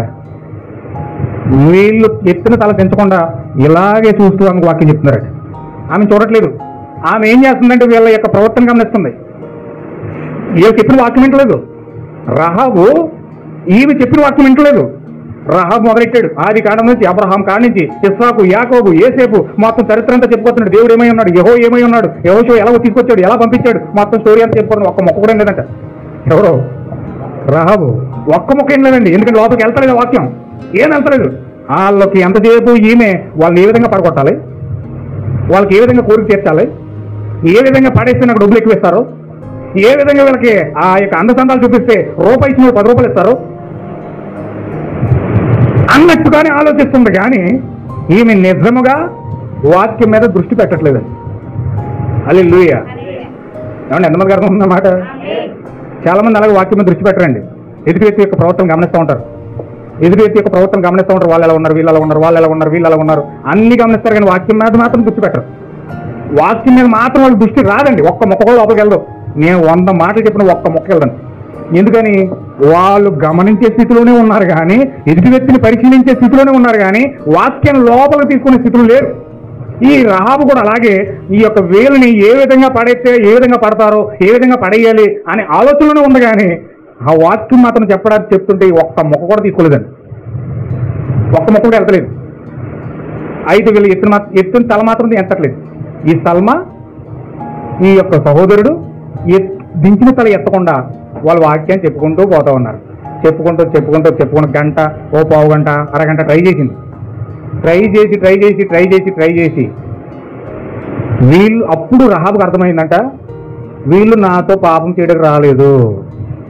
ఆమేన్. హల్లెలూయా. ఎంతమందికి అర్థమైందన్నమాట?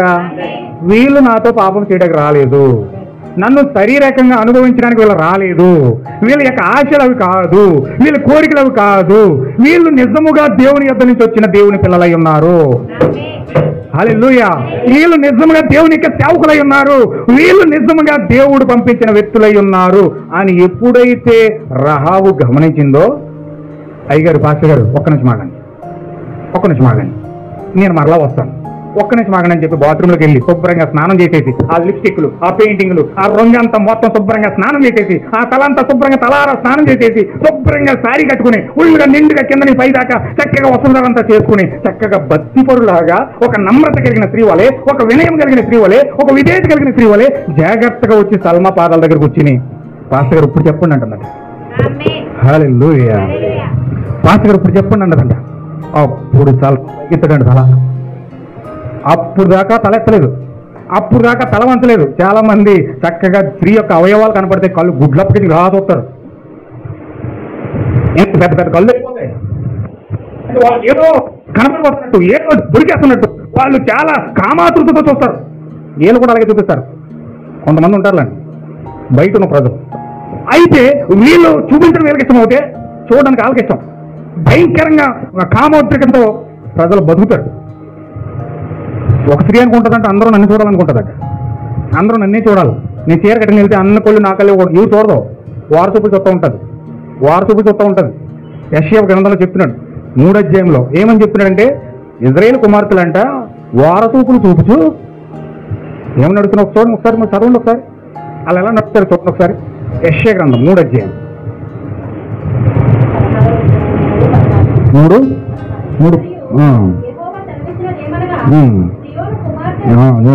అదే సియోను కుమార్తెలు గర్విష్ఠురాండ్లై మెడచాచి నడుచుచు వారచూపులు చూచుచు కుడుకుచో నడుచుచు తమ కాళ్ళ గజ్జలు మోగించుచున్నారు. చాలా మంది నడుస్తే నడుస్తుంటే గజ్జలు గల్లు గల్లు గల్లు అంటాయంటమాట. గల్లు గల్లు గల్లు వినిపించాలి. అంటే నడుస్తున్నారంటే గల్లు గల్లు అని ఎందుకు నడుస్తున్నారంటే ఇక్కడ చెప్పినట్టు చూడండి ఒకసారి. వాళ్ళంటే గర్విష్ఠురాండ్లే మెడచాచి, మెడల తలకాయ కింద కట్టిన నేల కిందకి. నిజమైన పరిశుద్ధాత్మ కలిగిన స్త్రీ అయితే తలకాయ కింద కట్టిని అటు ఇటు చూడకుండా జాగ్రత్తగా తన దారిని చూసుకుంటూ వెళ్ళిపోతుంది. కానీ పరిశుద్ధాత్మలు లేని స్త్రీలు ఏం చేస్తారు, మెడలా పెట్టి ఇలాగా ఇలాగా అలాగా అన్ని చూసుకుంటూ మొత్తం అంతా చెక్ చేసుకుంటూ వెళ్ళిపోతారు.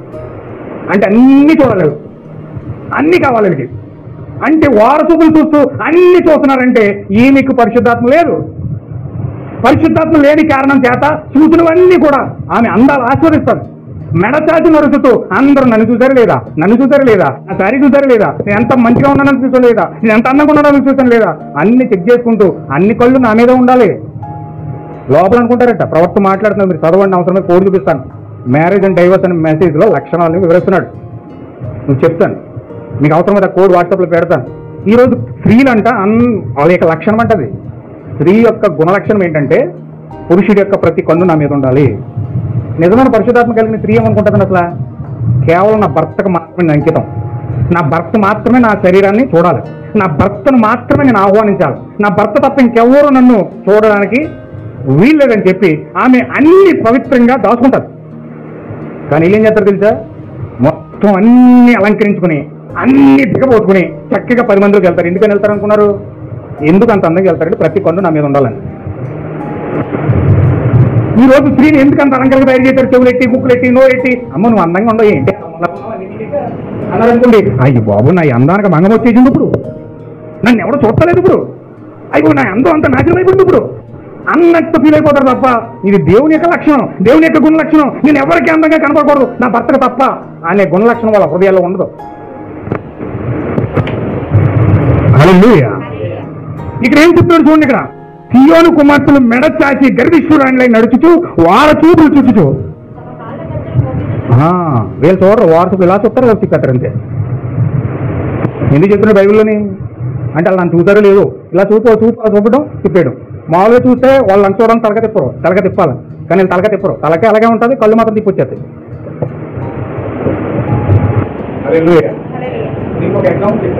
మీరు బాధపడుతుంది, మీరు పక్కన ఉన్నారు.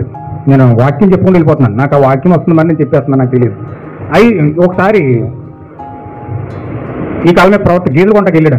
ఒక ఆయన తీసుకుని వెళ్ళాడు, మంచి గేదె నాకు చూపించు, ఎందుకంటే గేదెలు మంచి గేదేదు చెడ్డ గేదేదు విలియం బ్రాండ్కి బాగా తెలుసు. గేదెలు బాగా మేపాడు అనమాట. ఈయన గేదెలు కాపరి. ఆయన పేరు ఏంటంటే, ఆయన పేరు ఎలా ఉండాలనుకున్నాడంటే ఆయన కౌబాయ్. ఆయన కౌబాయ్ ఎలా ఉండాలనుకున్నాడు, కౌబాయ్ అంటే గేదెలు కాపరి. ఆ కౌబాయ్లో ఉండాలనుకున్నాడు, కౌ తోపెట్టి ఆ బట్టలు కూడా కొనుక్కున్నాడు ఆయన చిన్నప్పుడు, డబ్బులెట్టి ఎక్కడెక్కడ కష్టపడి వచ్చి మొత్తం డబ్బులు పెట్టి కౌబాయ్కి డ్రెస్ కొనుక్కున్నాడు. టోపీ పెట్టి ఆ డ్రెస్ ప్యాంట్ ఏమో ఇంతలా ఉంటుంది, ఇదంతా సన్నంగా ఉంటుంది అనమాట. అది పాత ఎన్టీఆర్ సినిమాలో ఎన్టీఆర్ వేసి కూడా బట్టలని కౌబాయ్ లాగా. అలాగా ఆ విధంగా ఉండాలని బట్టలని కొనుక్కున్నాడు. కౌబాయ్ లాగా గేదెలు మేపాడు. గేదెలు యొక్క మంచి గేదేది చెడ్డ గేదేది బాగా తెలుసు అనమాట. ఒక ఆయన ఫ్రెండ్ వచ్చి, బ్రహ్మం నువ్వు గేదెలు బాగా తెలుసు కదా నీకు, నేను గేదె కొనుక్కుంటాను, ఒకసారి నాకు మంచి గేదేది చూపించాను. తీసుకెళ్ళారు సంతకే. గేదె సంతకు తీసుకెళ్తే ఈయన గేదె సంతకు వెళ్ళిన తర్వాత ఒక గేదె దగ్గరికి వెళ్ళారు. అది చాలా బాగా నచ్చేసింది ఆయనకి, చాలా బాగా నచ్చేసింది. గేదె చాలా పుష్టిగా ఉంది, చాలా బలంగా ఉంది, గేదెని కొనుక్కుంటాను అన్నాడు. ఆ గేదెని చూస్తే దగ్గరికి వెళ్ళిన తర్వాత అదేమో కళ్ళు ఇలా తిప్పేస్తుంది, మొత్తం తిప్పేస్తుంది. ఈ చివరి నుంచి చివరికి మొత్తం తిప్పేస్తుంది కొళ్ళని. కళ్ళు తిప్పి వాళ్ళని చూసి బెదిరిపోయి ఇలా లాగేస్తుంది, చాలా ఆడవిడి చేసేస్తుంది. అది ఈ గేదె చూస్తేనే మీకు బాగా నచ్చేసింది. పొదుగు బాగా కనపడుతుంది, లావుగా ఉంది, పుష్టిగా ఉంది, పాలు బాగా ఇస్తుంది అనుకున్నాడు తప్ప పాలు కోసమే చూస్తున్నాడు తప్ప ఈ వ్యక్తి గేదె యొక్క స్వభావం తెలియట్లేదు. హల్లెలూయా. చాలా మంది పెళ్లి చేసుకుంటారు, అలాగే చేసుకుంటారు. పైన అందంగా చాలా బాగుందని చేసుకుంటారు, తర్వాత చూస్తారు చరిత్ర చాలా భయంకరంగా చరిత్ర తర్వాత ఉంటుంది. అలాగా వీళ్ళు కూడా చాలా జాగ్రత్తగా వెళ్ళి ఆ పొదుగు చూసి బాగా పాలికి వచ్చేస్తుంది అనుకున్నాడు తప్ప గే స్వభావం తోటలే. అప్పుడు వెళ్ళి అక్కడికి వెళ్ళాడు. ఈ గేది మంచిది కాదు, దాన్ని చూపు చూద్దామన్నాడు. ఆ చూపు అప్పుడు వేసాడు దాని మీద కళ్ళు. ఆ కళ్ళు అప్పుడు వేస్తే అది ఇలాగ ఆ పక్క ఈ పక్క ఆ పక్క మొత్తం తిప్పేస్తుంది. అలా తిప్పేస్తే ఎప్పుడైతే బెదిరి చూపులు చూసి కళ్ళన్నీ గిరగిరా తిప్పే ఒక దాన్ని చూద్దామంటే నువ్వు దాన్ని జాగ్రత్త, అసలు నువ్వు దాని వైపు చూడకు అని చెప్పి ఒక మంచి గేదె దగ్గర తీసుకుని వెళ్ళాడు. ఎప్పుడు కూడా ఆ చూపులు అటు ఇటు చెప్పి నిజాయితీ అనేది కళ్ళలో కనపడుతుందండి. నేను ఎప్పుడు మనిషితో మాట్లాడినప్పుడు ఎందుకు చూస్తానంటే ఈ వాక్యం చదివి మాట్లాడతాను. ఒక వ్యక్తితో మాట్లాడిన కళ్ళులో కళ్ళు పెట్టి మాట్లాడతాను. నేను ఎందుకు మాట్లాడతానంటే ఆ కళ్ళులో ఎంత నిజాయితీ ఉందో కళ్ళులో అర్థమవుతుంది. ఆ నిజాయితీ ఆ కళ్ళులో కనపడుతుంది. ఆ నిజాయితీ కళ్ళలో కనపడతాడు కాబట్టి అందుకే దేవుడు ఆ కన్నును పెట్టాడు. ఎందుకంటే దేవుడు అన్నాడు, నీ కన్ను యథార్థమైతే, నీ కన్ను మంచిదైతే నీ దేహం అంతయు మంచిగా ఉంటుంది అన్నాడు. అవునండి, కళ్ళు మంచిదైతే నీ శరీరం అంతయు కూడా మంచిగా. ఒకవేళ కళ్ళు చెడిపోయి అనుకోండి, నీ చూపే చెడిపోయింది అనుకోండి, మొత్తం మనిషి అంతా చెడ్డడే. నీ యొక్క ప్రతి ఒక్క కార్యం అంతా కూడా కళ్ళులోనే దాగుంది. అయితే ఇక్కడ కళ్ళు కోసం ఎందుకు మాట్లాడుతున్నాడంటే ఎప్పుడైతే కళ్ళు ఇటు తిప్పి మొత్తం రకరకాలుగా కళ్ళుని తిప్పేస్తున్నారంటే వాళ్ళు నిజంగా యథార్థ పరులు కాదండి. వాళ్ళు చూస్తున్నారంటే అసలే యథార్థ పరులు కాదు. వాళ్ళ జీవితంలో అసలు యథార్థత ఉండదు. అయితే ఖచ్చితంగా ఈ యొక్క స్త్రీలు ఇజ్రాయేల్ సియోను కుమార్తెలు అంటే పైగా మళ్ళీ ఎవరండి? క్రైస్తవులు. క్రైస్తవులు ఎవరు కాదండి, సియోను కుమార్తెలు క్రైస్తవులు. వీళ్ళు వారసులు చూస్తున్నారంట. వీళ్ళు కులుగుతో నడుస్తున్నారంట. వీళ్ళు కాలు గెత్తులు కట్టుకుని, ముక్కులు కట్టిన, చెవులు కట్టిన, కాలు కట్టిన, పట్టాలు ఎట్టిన, అన్ని ఎట్టిన అందగత్తుల్లో తయారయ్యి రోడ్డు మీదకి వెళ్తున్నారు. దీనికోసం వాళ్ళ అందసందాలన్నీ 10 మందికి చూపించడానికి, నేను అందంగా ఉన్నానో లేదో తెలుసుకోవడానికి. హల్లెలూయా. అందుకే సొలొమోను మహారాజు ఒక అందమైన మాట మాట్లాడాడు. ఏమిటంటే అందము వ్యర్థము, సౌందర్యం వ్యర్థం అన్నాడు. మోసకరం అన్నాడు. నీకే బాగా వచ్చింది. అంటే ఈ యొక్క దేవుని యొక్క ప్రవర్తి కాలం ప్రవర్తి అన్నాడు. ఈ పైన అందం కాదు కానీ మనకు కావాల్సింది లోన అందం కావాలన్నాడు. ఆత్మ ఎంత ఉందో చూసుకోమన్నాడు. ఆత్మ ఎంత పవిత్రంగా ఉందో చూసుకోమన్నాడు. ఆత్మ ఎంత యథార్థంగా ఉందో చూసుకోమన్నాడు. కానీ అవి కనపడవు కదా. అవి ఎవరు చూస్తారండి? లోపల అందరూ ఎవరు చూస్తారు? ఎవరు చూడరు దాన్ని. పైన అయితే మంచి డెకరేషన్ చేసుకుంటే అమ్మో నిన్ను భలే ఉందిరా ఎవడు అనుకున్నాడు. లోపల మంచి డెకరేట్గా అందంగా తయారీ ఇల్లు నీతో చెప్పలేదు, బయట ఎక్కడ అనుకున్నాడు, అమ్మ ఈ అబ్బాయి భలే ఉంది, ఈ అమ్మాయి చాలా అద్భుతంగా ఉందని లోపల అనుకుంటున్నాడు. యేసుక్రీస్తు ఏం చెప్పారు తెలుసండి? యేసుక్రీస్తు ఏమన్నాడంటే ఒక స్త్రీ చూస్తే అప్పుడే నువ్వు మాట్లాడావా, లేకపోతే అతనితో ఏమన్నా సెకండ్ ఇచ్చావా, లేకపోతే అతనితో ఏమైనా పరిచయం పెంచుకున్నావా, లేకపోతే అతనితో ఏమన్నా శారీరకంగా సంబంధం పెట్టుకున్నావా? ఏం పెట్టుకోలే. జస్ట్ నువ్వు అందంగా తయారు రోడ్డు మీద వెళ్ళావు అంతే. నేను ఎవడో చూశాడు, అబ్బా భలే ఉంది అనుకున్నాడు, అప్పుడే ఆడికి నీకు అయిపోయింది. బైబిల్ ప్రకారం దానికి లెక్క ఎవరు చెప్తారు? తీర్పు దినం రోజున నువ్వు అక్కడ నిలబడి యేసుక్రీస్తు అంటే నువ్వు పలానా వ్యక్తితో వ్యభిచారం చేసావంటాడు. నేనా ప్రభువా? ఆ వ్యక్తికి నాకు అసలు సంబంధం లేదు ప్రభువా, నేను అసలు ఎప్పుడు అతనితో మాట్లాడలేదు ప్రభువా, అయ్యో నాకు అసలు అతను ఎవరు కూడా తెలియదు ప్రభువా, అదేంటి ప్రభువా అసలు ఏమి లేకుండా అలాగంటావేంటి ప్రభువా? నువ్వు దేవుడి మీద ఫైటింగ్ చేసేస్తావు. అప్పుడు నీకు వీడియో చూపిస్తాడు. అప్పుడు నువ్వు ఎంత అందంగా తయారై రోడ్డు మీదకి వెళ్ళావో నిన్ను చూసాడు ఎలా ఊహించుకున్నాడో చూపెడతాడు. అప్పుడు ఏం చేస్తావు? అప్పుడు తలంచుకుని జాగ్రత్తగా ఆయన చూపించిన నరకం యొక్క గొయ్య, పాతాళం యొక్క గొయ్య, అది నీకు ఏర్పాటు చేసి వెళ్ళి అంటారు. అక్కడికి వెళ్ళి పడిపోవాలి. అంటే నీకు తెలియకుండానే పాపం నీ మీద యాడ్ అయిపోతుంది. నీకు తెలియకుండానే నువ్వు అందచందాలను బట్టి నీకు తెలియకుండానే పాపం యాడ్ అయిపోతుంది. చెవులు ఎట్టొద్దమ్మా, ముక్కులు ఎట్టొద్దమ్మా, కాళ్ళు ఎట్టొద్దమ్మా, పవిత్రంగా ఉండమ్మా, ఆ పరిశుద్ధాత్మ కలిగిన స్త్రీ వల్ల ఉండమ్మా. నేను ఎందుకు పాశ్రం ఒప్పుకుంటాడు? నీవు తీర్పు రోజున విచారిగా నువ్వు నిలబడకుండా ఉండాలని, తీర్పు రోజు నువ్వు పవిత్రంగా పరలోకపు వధువుగా దేవుని యొక్క సింహాసనంలో కూర్చుండాలని. అసకేం పని పాట లేదు. మనం ఇలా పెట్టుకోవడం ఇష్టం లేక, అందంగా కనపడడం ఇష్టం లేక ఇలాంటి ఊర్లని చెప్తున్నాడు అనుకుంటారు. కానీ మన జీవితం ఏమైపోతుందో, రేపు పొద్దున మనం వేశ్యల కింద ఎలా నిలబడవలసి వస్తుందో, ఏ విధంగా పాపం చేయవలసి వస్తుందో, ఏ విధంగా తీర్పు రోజున ఒక వేశ్యగా ముద్రించుకోవాల్సి వస్తుందో భవిష్యత్తు చూడం కదా. ఆ తీర్పు రోజు ఏం జరుగుతుందో దాన్ని మనం కళ్ళారా చూస్తూ భయపడతాం. అసలు దాన్ని చూడకపోతే, తీర్పు అనేది ఉన్నదని మనకు తెలియకపోతే, ఈ ధర్మశాస్త్రం కింద ఉండి, ఈ లోకం మీద ఉండి, లోక కార్యాలు మనం చూస్తూ ఉంటే, ఎప్పుడు ఆ యొక్క పరదేశంలో తీర్పు రోజున జరిగే ఆ తీర్పు దినమున, విమర్శ దినమున మనం ఏమి చూడగలుగుతాము? నా ప్రియమైన సహోదరులు, మీరు ఒకసారి ఆలోచించండి. మీరు ఆ రోజు ఆ యొక్క రహాబు చాలా అందంగా డెకరేట్ చేసుకుంది. ఆ యొక్క పిరుతులు చూపించింది, ఆ యొక్క నడుము చూపించింది, ఆ చెస్ట్ చూపించింది, అన్ని రకాలుగా ట్రై చేసింది. కానీ వాళ్ళలో పరిశుద్ధాత్మ ఉన్నది కాబట్టి, దేవుడు క్రీస్తుగా శరీరధారి క్రీస్తు గృహంలోకి వెళ్ళాడు కాబట్టి, అక్కడ స్త్రీని మార్చడానికి ఆ యొక్క ప్రవర్త, ఆ యొక్క సల్మా అక్కడ ప్రయత్నం చేస్తా ఉన్నాడు. ఎప్పుడైతే స్త్రీ యొక్క గుణగణాలని గమనించాడో, ఆ యొక్క తల దించిన తల ఎత్తలేదండి. అప్పుడు ఎప్పుడైతే ఆమె శుభ్రంగా కట్టుకుని అక్కడికి వచ్చిందో, అప్పుడు ఎత్తాడు తల. అప్పుడు చూశాడు రహాబుని. హల్లెలూయా. ఎప్పుడైతే రహాబుని ఆ విధంగా చూశాడో, పెదాల మీద చిరునవ్వు వచ్చిందట. అప్పుడు చెప్పాడండి, God bless you sister. Hallelujah. God bless you. దేవుడు నేను దీవించును గాక, దేవుడు నేను ఆశీర్వదించును గాక. దేవుని యొక్క ఆత్మ చేత నింపబడడానికి, దేవుని యొక్క చిత్తంలో, దేవుని యొక్క ఏర్పాటు చేసుకుని నీవు ఈ యొక్క ప్రాంతంలో ఉన్నావు. దేవుని యొక్క గొర్రె పిల్ల జీవ గ్రంథంలో నీ పేరు దేవుడు రాశాడు. హల్లెలూయా. దేవుని యొక్క ప్రణాళికలను ఉన్నావు, దేవుని యొక్క ఏర్పాట్లను ఉన్నావు, దేవుని యొక్క ఆలోచనలను ఉన్నావు. ఎఫెసీ పత్రిక, యోహాను పత్రిక, మొత్తం అన్ని పత్రికలు ఆ యొక్క రహాబు ముందు పెట్టేటప్పటికి కళ్ళలంట కన్నీరు వస్తున్నాయట. ఏడుస్తుంది, పశ్చాత్తాపడుతుంది. అయ్యో, నేను ఇలాంటి అద్భుతమైన దేవుడిని విడిచిపెట్టానే, అయ్యో ఇటువంటి అద్భుతమైన దేవుడిని ఎంతవరకు నేను ఆరాధించలేదే, ఇటువంటి దేవుడు ఒక ఆయన ఉన్నాడని నేను మరిచిపోయి నేను చాలా బాధపడతా ఉన్నాను, చాలా ఇబ్బంది పడతా ఉన్నాను. దేవుడు ఇలాంటి పరిస్థితిలో ఉన్న నన్ను ప్రేమిస్తున్నాడా? ఇలాంటి పరిస్థితిలో ఉన్న నన్ను గౌరవిస్తున్నాడా? వేశ్యనైన నన్ను ప్రేమిస్తున్నాడా నా దేవుడు? ఎస్ ఎస్ మిసెస్ రహాబు, దేవుడు నిన్ను ప్రేమిస్తున్నాడు, దేవుడు నిన్ను గౌరవిస్తున్నాడు. దేవుడు నీ శరీరం చూడలే, పై రూపం చూసే దేవుడు కాదేనే. నువ్వెన్ని అందచందాలు చూపించిన ఆయన చూడవు, నువ్వెన్ని అలంకరణలు అలంకరించుకున్న ఆయన చూడవు, నువ్వెన్ని అందచందాలు ప్రదర్శించిన ఆయన చూడవు. నిన్ను దేవుడు నీ అంతరంగాన్ని చూస్తున్నాడు. హల్లెలూయా. నీ అంతరంగం ఎవరికో తెలుసా? దేవుడిది. నీ అంతరంగంలో ఎవరి విత్తనం ఉందో తెలుసా? దేవుడిది. అందుకే జగత్పునాది వేయబడకముందు దేవుడు నిన్ను ఆయన తలంపులో ఉంచుకున్నాడు. జగత్పునాది వేయబడకముందు నిన్ను ఆయన ఏర్పాటు చేసుకున్నాడు. నీ పేరు గొర్రెపిల్ల జీవగ్రంథంలో రాశాడు. హల్లెలూయా. నిన్ను తీసుకెళ్ళడానికి దేవుడు ఈ ప్రాంతంలోకి మమ్మల్ని పంపించాడు. ఆమేన్. హల్లెలూయా. నిన్ను తీసుకెళ్ళడానికి దేవుడు ఈ ప్రాంతంలో మమ్మల్ని పంపించాడు. ఓ నా ప్రియమైన సహోదరి, నా మాట ఆలకించు. యెహోవా ఇలా సెలవిస్తా ఉన్నాడు, ఇదిగో యెరికో ప్రాంతం అంతా కొద్ది దినాల్లో కూలిపోబోతా ఉంది. మా నాయకుడు, మా గొప్ప యెహోషువ, మా సైన్యములకు అధిపతి యెహోవా, ఆయన భూమి మీదకి వచ్చాడు, ఆయన దిగొచ్చాడు. ఆయన ఇప్పుడు ఎరుకో గోడల చుట్టూ ప్రాకారాలు కడతా ఉన్నాడు, ఎరుకో గోడల చుట్టూ సైన్యం ముట్టడిస్తా ఉన్నారు. ఆయన్ని కూడా కూల్చివేసి ఖచ్చితంగా దేశాన్ని సర్వనాశనం చేయబోతా ఉన్నాడు. ఇందులో నుంచి నిన్ను రక్షించడానికి, ఇందులో నుంచి నిన్ను విడిపించడానికి దేవుడు మా ప్రభువు అయిన యెహోవా నీ యొద్దకు పంపించాడు. నీ యొద్దకు పంపించాడు రహాబు. ఆమె పశ్చాత్తాపడుతుంది, కన్నీరు కారుతుంది. నేను విన్నాను, నీ దేవుడి కోసం విన్నాను.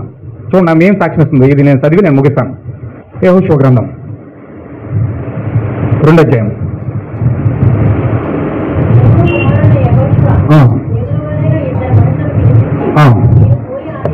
కొంచెం జాగ్రత్తగా మీరు లాస్ట్ మాటలు జాగ్రత్తగా ఉనండి. చెప్పి పంపిను చేయి.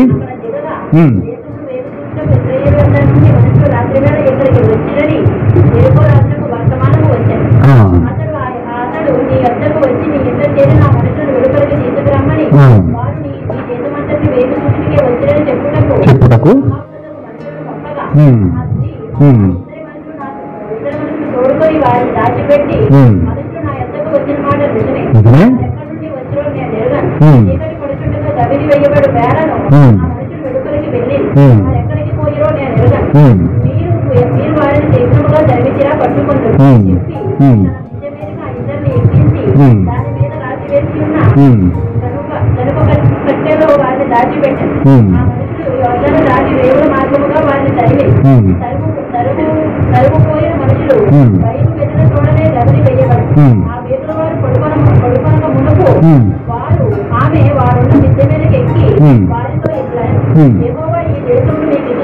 అక్కడ ఏం చెప్తుంది చూడండి, అక్కడ రహాబు ఏం చెప్తుందో చూడండి.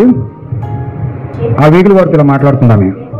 యెహోవా ఈ దేశమును మీకు ఇచ్చిచున్నాడనియు, మీ వలన మాకు భయము పుట్టుననియు, మీ భయము వలన ఈ దేశ నివాసులందరికీ ధైర్యము చెడుననియు నేను ఎరుగుదును. హల్లెలూయా. ప్రపంచమంతా భయముతో నిండి ఉంది. ఇప్పుడు ఏదో జరగబోతుంది భూమి మీద. ఒక గ్రహశిలకం వచ్చి భూమిని అంతం చేయబోతుంది. భూమి అంతా కాలిపోబోతుంది. భయం వెంటాడుతుంది మనుషుల్ని. పైకి చిరునవ్వుతో డబ్బు ఉంది, బంగారం ఉంది, అది ఉంది, పొలాలు ఉన్నాయి, ఆస్తులు ఉన్నాయని చాలా పైకి గంభీరంగా కనబడుతున్నా ఎవడెప్పుడు చచ్చిపోతారు ఎవరికి తెలియదు. హల్లెలూయా. వచ్చేయని మరణం కేకేసిందంటే ఎన్న పరిగెత్తుకుపోవాలి. ఏది ఏ విధంగా ఎక్కడి నుంచి ఎక్కడికి వస్తుందో తెలియదు. చిన్న జ్వరం వచ్చిందంటే ఎన్న ట్యాబ్లెట్ తెలియదు. చిన్న తలపడి వచ్చిందంటే ఏదో జరిగిపోతుంది. చిన్న గ్యాస్ ఫామ్ అవుతుందంటే ఏదో జరిగిపోతుంది. డాక్టర్ గారు పరిగెత్తుకుపోవాలి. ఏదో ఏదో ఏదో భయం వెంటాడుతుంది మనుషుల్ని. వచ్చేసింది భయం, మరణ భయం వచ్చేసింది. అన్ని భయాల కంటే గొప్ప భయం ఏంటంటే మరణ భయం. ఏది వచ్చినా సరే నేను చచ్చిపోతానేమో, నేనేదో అయిపోతానేమో. ప్రతి ఒక్కరిని ఏం చేస్తుందండి? మరణ భయం వెంటాడుతుంది. పైకి అంత ధైర్యవంతులుగా కనపడుతున్న పైకి లోపల అంతా భయం భయం. ఏ పక్క నుంచి ఏ పాము వచ్చేద్దో, ఏ పక్క నుంచి ఏ తెగులు వచ్చేద్దో, ఏ పక్క నుంచి ఏది వచ్చేస్తుందో, ఏ పక్క నుంచి ఏ దెయ్యం వచ్చి మీద పడిపోతుందో, ఏ కార్యాలు చేయకపోతాయో అంత భయం భయం భయం భయం. అంతా అనుమానం భయం, అనుమానం భయం, అనుమానం భయం, అనుమానం భయంతోనే చేసే పాపాలని చేసేస్తూ ఉంటారు. హల్లెలూయా. ఇప్పుడు మీరు ఐగుప్తు దేశంలో నుండి వచ్చినప్పుడు మీ ఎదుట యెహోవా ఎర్ర సముద్రమును నీరును ఎలాగూ ఆర్పోజేసినో, సిహోనును ఓగును మీరు ఏమి చేసితిరో, మీరు ఎలాగూ వారిని నిర్మూలన చేసితిరో అంటే ఇవన్నీ ఎరికో ప్రాంతంలో ఉన్న ఈ యొక్క సహోదరి చక్కగా వింటుంది. ఒక సైన్యం వస్తుంది, ఒక వధువు వస్తుంది, ఒక దేవుడు వస్తున్నాడు, వారి వెంట విజయం ఉంది, వారి వెంట పదవుతున్నాడు, వారి వెంట జీవం ఉంది. ఏ దెయ్యము కూడా వారి మీద నిలబడదు. ఏ దెయ్యము కూడా వారిపైన దాడి చేస్తే ఓడిపోతుంది. ఖచ్చితంగా వారికి విజయాలే విజయాలు ఉన్నాయి.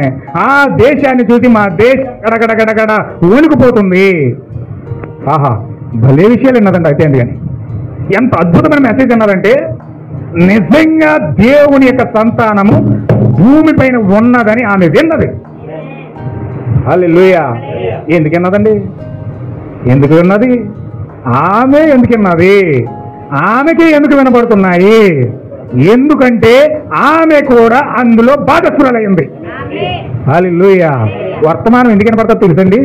అందరూ వినరు, అందరూ వినబడలేదు, అందరూ చెవెట్టరు, అందరికీ వాక్యం ఎక్కదు, అందరూ దాన్ని ఆలకించరు. ఎవరు ఆలకించారో తెలుసండి? ఎవరైతే అందులో భాగస్తులై ఉన్నారో వారు మాత్రమే వింటారు. హల్లెలూయా. దేవుని యొక్క మహాకృపను బట్టి మీరు అందరూ భాగస్తులై ఉన్నారు కాబట్టినే వాక్యం వింటా ఉన్నారు. ఆమేన్. హల్లెలూయా. నాకు ఏ సంబంధం లేదు, దేవుడు నాకేం చేయలేదు, దేవుడు నన్ను ఏం చూడట్లేదని మీరు అనుకోవద్దు. నో సార్, ఖచ్చితంగా అందులో మీరు భాగస్తులై ఉన్నారు. దేవుని యొక్క సంతానములో, దేవుని యొక్క జనములో మీరు కూడా భాగస్తులై ఉన్నందుకే ఆ వాక్యం మీరు వింటా ఉన్నారు. ఏం చేస్తున్నా చూడండి. కరిగిపోయినాయి నీ దేవుడని యెహోవా పైన ఆకాశమందును కింద భూమి అందును దేవుడే. ఆహాహా. ఈమె ఒప్పుకొని చూడండి. మేము పైకి ఇక్కడ ఎరుకో పట్టణంలో ఉన్నాం కదా, ఎరుకో దేవతంటలేదు ఆమె. ఏమన్నా వింటున్నారా? ఎరుకో దేవతంటలే, ఎరుకో దేవుడిని దేవుడు అంటలే, ఎరుకోలో ఉండి ఎరుకో దేవుడు అని ఒప్పుకోట్లా. ఆమె ఇజ్రాయేలు దేవుడే దేవుడు అని ఒప్పుకుంటుంది. Praise God. హల్లెలూయా. ఈ రోజు నీవు కూడా ఒక అన్య సంబంధమైన దేశంలో ఉండి అన్యుడిగా పుట్టి అన్య ప్రాంతంలో నువ్వు బ్రతుకుతూ ఉండి నీవు ఇక్కడ ఉన్న దేవుడిని ఆరాధించకుండా, ఇక్కడ ఉన్న దేవుడిని ఆరాధించకుండా ఎక్కడో ఇజ్రాయేల్ ఉన్న దేవుడైన యేసుక్రీస్తుని దేవుడు అంటున్నావు. హల్లెలూయా. మరి దేశానికి కోపం రాదా?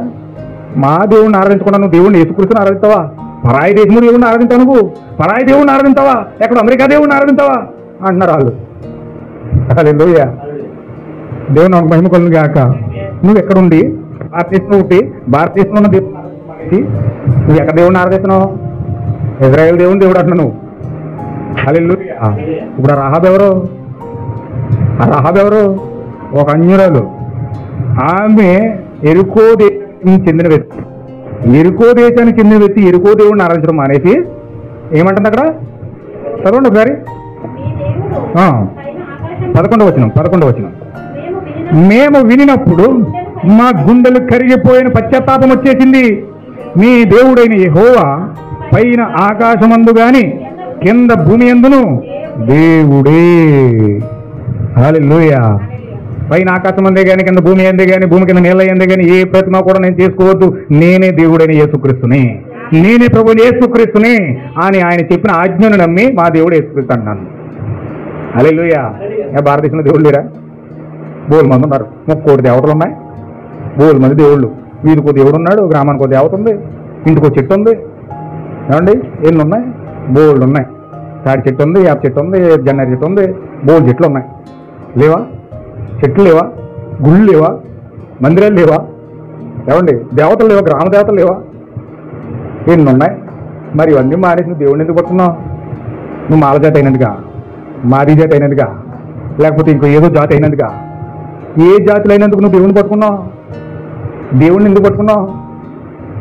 దేవుడిని ఎందుకు పట్టుకున్నావు అంటే ఇదిగో రహాబుకు వచ్చిన ప్రత్యక్షత నీకు వచ్చింది కాబట్టి. హల్లెలూయా. ఈ రహాబుకు వచ్చిన ప్రత్యక్షత పైన ఆకాశమందును సృష్టించిన దేవుడు, కింద భూమిని సృష్టించిన దేవుడు, సర్వ దేవతలను సృష్టించిన దేవుడు, సకల దేవతలకి దేవుడైన ప్రభు అయిన యెహోవాయే దేవుడై ఉన్నాడు. ఆయన నన్ను సృష్టించాడు కాబట్టి ఆయన్ని నమ్ముకుంటున్నానని చెప్తున్నా. ఓకే రైట్, చదవండి. నీ ఎదుట ఎట్టి మనుషునికైనను ధైర్యం ఏమాత్రం ఉండదు. నేను మీకు ఉపకారం చేసింది కనుక మీరును నా తండ్రి ఇంటికి ఉపకారం చేసి నాకు నిజమైన ఆనవాళ్ళు ఇచ్చి నా తల్లియు నా తండ్రియు నా అన్నదమ్ములను అక్కచెంటులను వారిని అని కలిగి ఉన్న వారందరినీ చావకుండా బ్రతకనిచ్చి రక్షించినట్లుగా దయచేసి యెహోవా తోడని ప్రమాణం చేయుడనెను. అబ్బబ్బా, నిజముగా ఆ యొక్క రహాబును దేవుడు దీవించును గాక. ఆమె యొక్క లక్ష్యం చూడండి.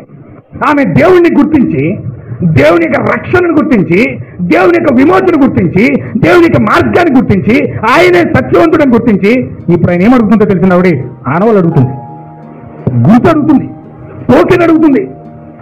హల్లెలూయా. నిజముగా క్రైస్తవుడైన వ్యక్తి, నిజముగా నేను క్రీస్తు కావాలి, క్రీస్తే నిజమైన దేవుడు, క్రీస్తే నిజమైన కాపరి, క్రీస్తే నిజమైన సృష్టికర్త అని నిజంగా గుర్తించిన వ్యక్తి దేవుడి దగ్గర నుంచి టోకెన్ అడుగుతాడు.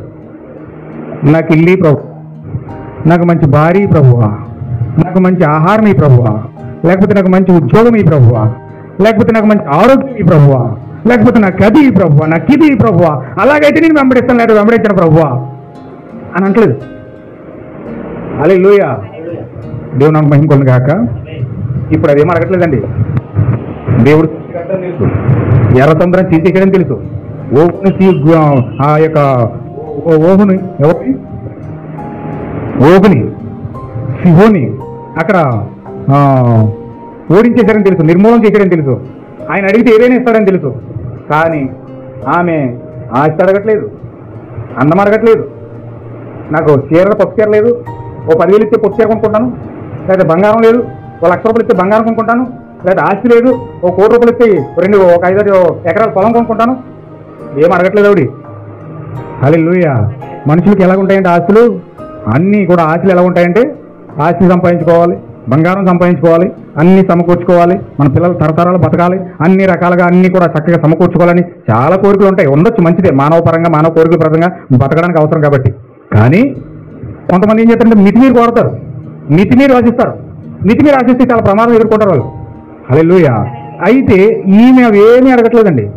అక్కడ సల్మా ఎదుర్కోకుండా ఉన్నాడు. సల్మా ఎవరు కాదు, సాక్షాత్తు క్రీస్తే. అయినా క్రీస్తుని ఏమడుగుతుందో తెలుసండి? ఏమడుగుతుంది? ఆనవాళ్ళు అడుగుతుంది, పరిశుద్ధాత్మను అడుగుతుంది. నన్ను రక్షించే పరిశుద్ధాత్మ, నన్ను విడిపించే పరిశుద్ధాత్మ, నన్ను రాజ్యంలో తీసుకొచ్చేది పరిశుద్ధాత్మ, నీ అతడు చేర్చేది పరిశుద్ధాత్మ, నాకు ఆ ఆనవాళ్ళు కావాలి. హల్లెలూయా. ఈ రోజున అంశం ఏంటంటే టోకెన్. దేవుడు నీకు ఇస్తున్న టోకెన్, దేవుడు నీకు ఇస్తున్న ఆనవాలు. నిజమైన దేవుని యొక్క వధువు, నిజమైన దేవుని యొక్క సైనికుడు, నిజమైన క్రైస్తవుడు ఆయన దగ్గర ఏం కోరుకుంటాడు తెలుసా? ఆనవాళ్ళు కోరుకుంటాడు. ఏం కోరుకుంటాడండి? ఆనవాళ్ళు కోరుకుంటాడు, పరిశుద్ధాత్మను కోరుకుంటాడు. ఆయన ఏమై ఉన్నాడో చూసినప్పుడు, ఆయన సత్యవంతుడను చూసినప్పుడు, ఆయన సర్వాధికారిని వెరిగినప్పుడు, ఆయన దేవుడిని గుర్తించినప్పుడు, ఆయన ప్రభువుని గుర్తించినప్పుడు, ఆమె భూమి ఆకాశములను సృష్టించిన సృష్టికర్తను వెరిగినప్పుడు నువ్వేం చేయాలి? నువ్వేం చేయాలి? గోజాడి పరిశుద్ధాత్మ పొందుకోవాలి. కానీ నువ్వు పరిశుద్ధాత్మ పొందుకోవట్లేదంటే, నిర్లక్ష్యం చేస్తావంటే, నీ యొక్క సాంప్రదాయాల్లో, నీ యొక్క ఆలోచనలో, నీ యొక్క క్రియల్లో నువ్వు మునిగి తేలిపోతున్నావు అంటే అర్థం ఏంటి? నీ కార్యాల్లో నువ్వు మునిగి తేలిపోతున్నావు అంటే అర్థం ఏంటి? అంటే సృష్టికర్త ఒకడు ఉన్నాడన్న సంగతిని గుర్తించలే. ఆయన సర్వాధికారి అని, ఆయన్ని నడిపించేవాడని, ఆయనే మనల్ని పోషించేవాడని, ఆయన మనల్ని తీసుకెళ్ళేవాడని, ఆయనే సమస్తము సర్వంలో సర్వమని నువ్వు గుర్తించలే. దేవుడున్నా సన్నాడన్న సంగతి నువ్వు ఇంకా గుర్తించలే. నీ హృదయానికి ఎలా కనిపిస్తుందంటే దేవుడు ఉన్నాడంటావా? ఉంటే నా బతికెళ్ళకి ఎందుకు అయిపోద్ది? ఉంటే నేను ఎందుకు ఇలా ఉంటాను? ఉంటే నేను ఎందుకు ఇలా పాపం చేస్తాను? దేవుడు నాతో లేడులే, పాపం చేసేస్తున్నాను కదా, దేవుడు నాతో లేడు. ఉన్నట్టుగా కొంచెం బతికేద్దాం అంతే, ఉన్నట్టుగా బతికేద్దాం. ఒకవేళ ఉన్నట్టుగా బ్రతకలేదనుకో, పక్క వాళ్ళు ఏమనుకుంటారంటే ఈమె పాప అనుకుంటారు, వాళ్ళు అదనుకుంటారు, ఇదనుకుంటారు, ఎందుకు వచ్చింది? మనం పాపం చేస్తూ పరిశుద్ధులలా నటించేద్దాం. అంటే నీ ఆలోచన ఇది. ఎందుకు అలా ఆలోచన వస్తుందంటే అసలు దేవుడు ఉన్నాడన్న సంగతి అసలు స్పృహలోనే లేవు. దేవుడు ఉన్నాడన్న స్పృహానికి లేదు అసలు. దేవుడు ఒక ఆయన ఉన్నాడు, ఆయన పాపాన్ని పరిశీలించే దేవుడు, పాపానికి విమర్శించే దేవుడు. నా పాపానికి ఒక రోజు ఖచ్చితంగా తీర్పు ఉంటుంది, తీర్పు రోజున ఖచ్చితంగా నేను చేసిన క్రియలన్నిటికీ లెక్క చెప్పాలి అనే స్పృహ నీకు ఉన్నదనుకో, ఏం చేస్తావు? పాపం చేసినప్పుడు చెమటలు పడతాయి. ఏం చేస్తుంది?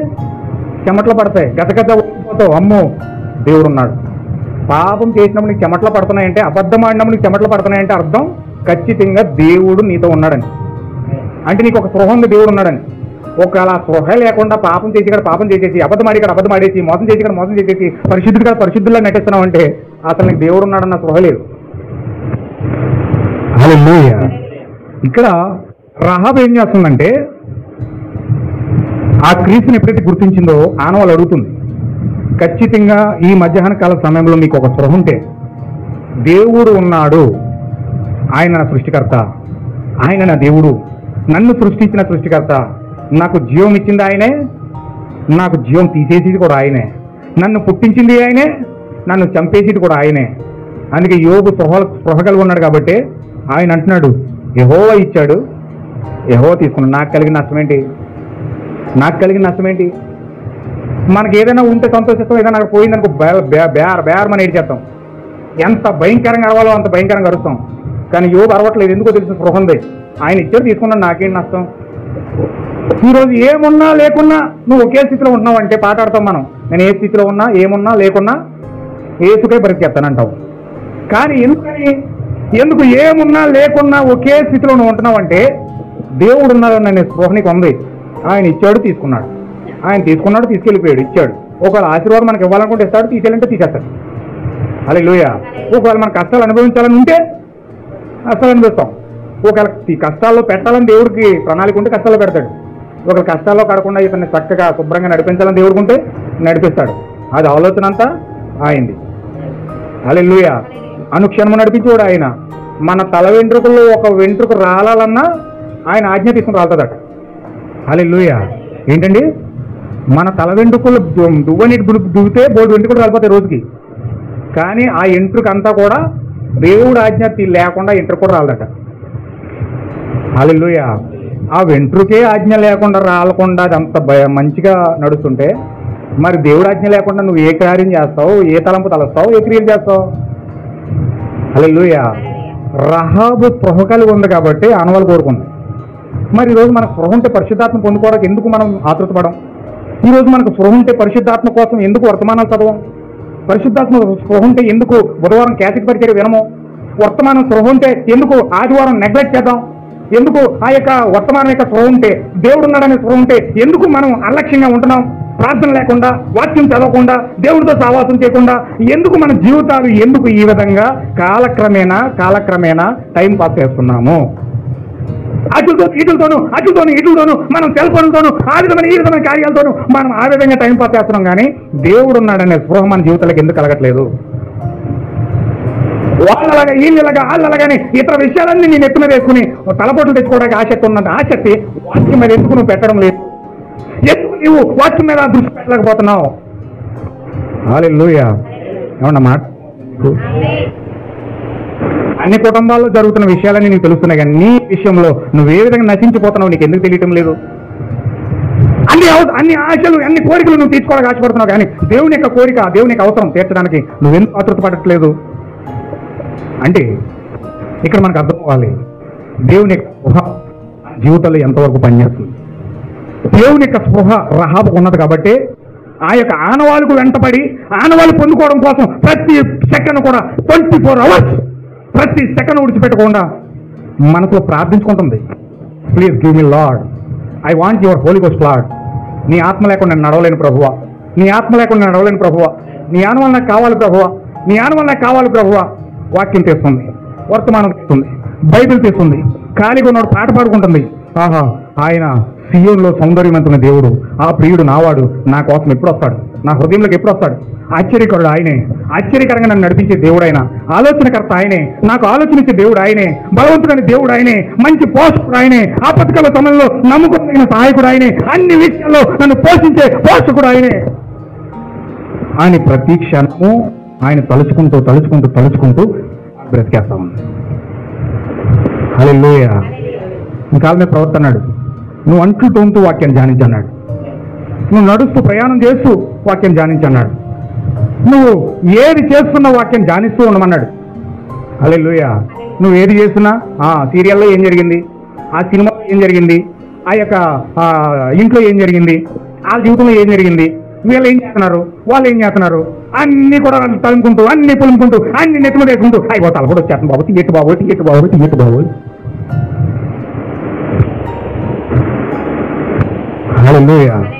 చూడండి ఎంత భయంకరంగా ఉన్న కార్యాలు దెయ్యం ఎలా మరిచేస్తుందో చూడండి. మనకున్న ఆశ, మనకున్న ఆతృత, మనకున్న యొక్క దాహం దేని మీద పెట్టాలో దాని మీద పెట్టకుండా దెయ్యం ఎలా మలిచేస్తుందో చూడండి. ఖచ్చితంగా ఈ యొక్క ఉపవాస ప్రార్థనలో దేవుడు ఖచ్చితంగా మాట్లాడుతున్నప్పుడు, దేవుడు ఖచ్చితంగా మాట్లాడుతున్నప్పుడు, మన యొక్క బలహీనతలు తెలియజేస్తా ఉన్నప్పుడు ఖచ్చితంగా సరిది. హల్లెలూయా. అతిక్రమము దాచిపెట్టువాడు వద్దలాడు, కానీ దాన్ని ఒప్పుకొని విడిచిపెట్టువాడే పాపములకు ప్రాయశ్చిత్తం పొందుతాడట. గొప్ప విషయం ఏంటంటే నిజమైన వధువు తప్పు చెప్తే వెంటనే సరి చేసుకుంటాడట, కానీ వధువు కాని వాడు తప్పు చెప్తే హృదయంలో పగెట్టుకుంటాడట. హల్లెలూయా.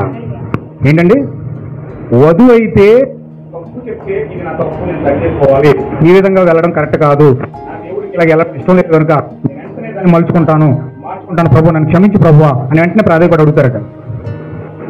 కయ్యను సంతానానికి ఏమేమి సంతానానికి తేడా? కయ్యను తప్పు చెప్తే ఏమన్నాడు, తమ్ముడిని ఎందుకు చంపవన్నాడు, తమ్ముడిని ఎందుకు చంపవన్నాడు. నేనేమన్నా, తమ్ముడు కానీ కాపలేట్, నా తమ్ముడు కానీ కాపలేట్టవా? వీడికి అసలు స్పృహ ఉందంటారా? ఆయన సర్వ సృష్టికర్త.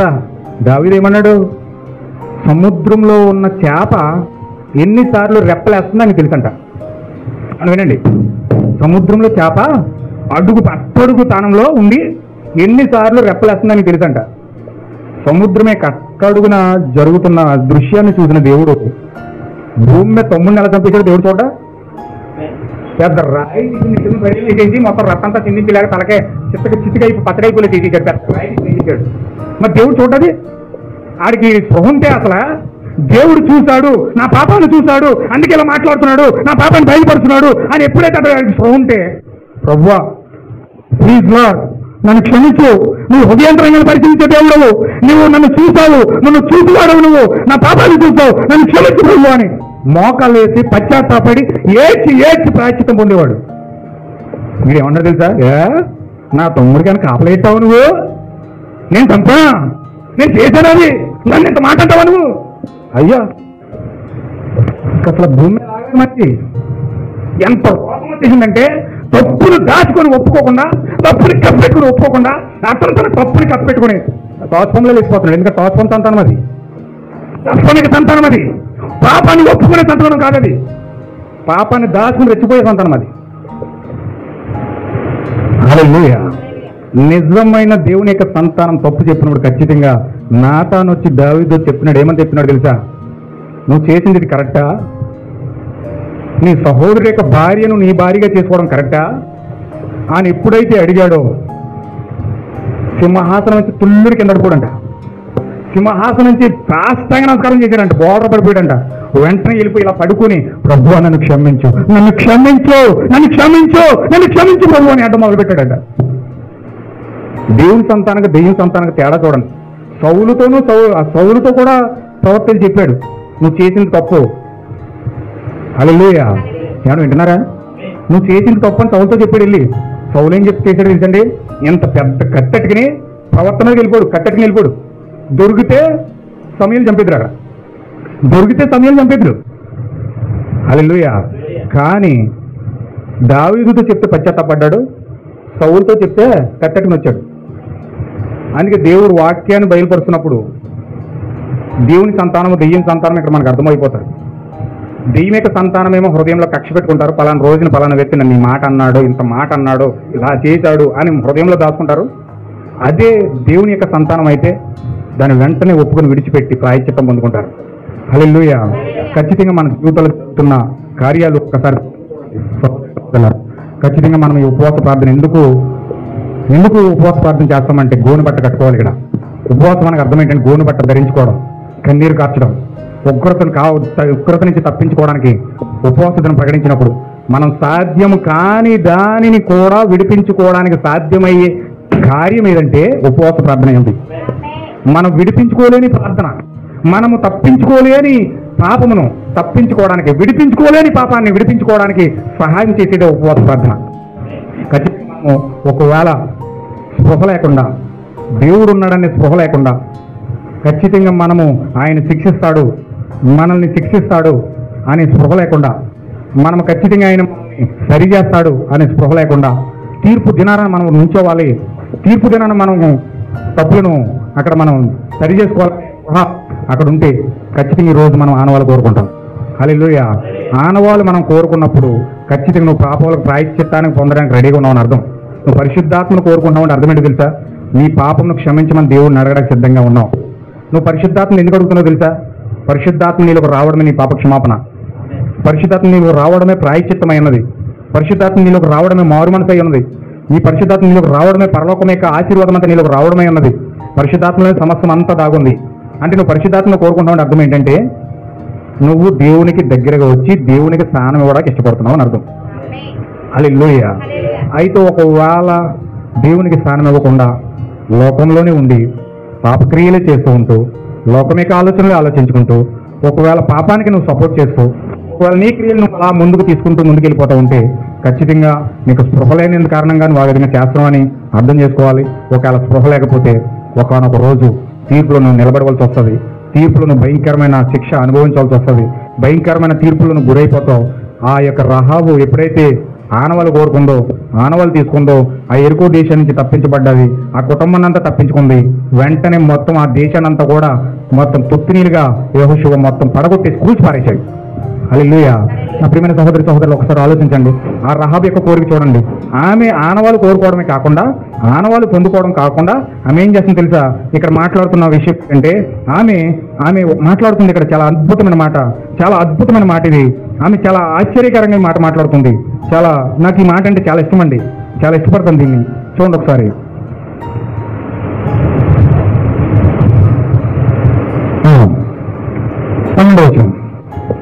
నేను మీకు ఉపకారం చేసి తిని, ఇది ఒకసారి మీరు అందరూ ఒక్కసారి దృష్టి పెట్టి మీరు చూడండి. దేవుడు ఖచ్చితంగా మిమ్మల్ని దీవించాలని ఆశపడుతున్నాను.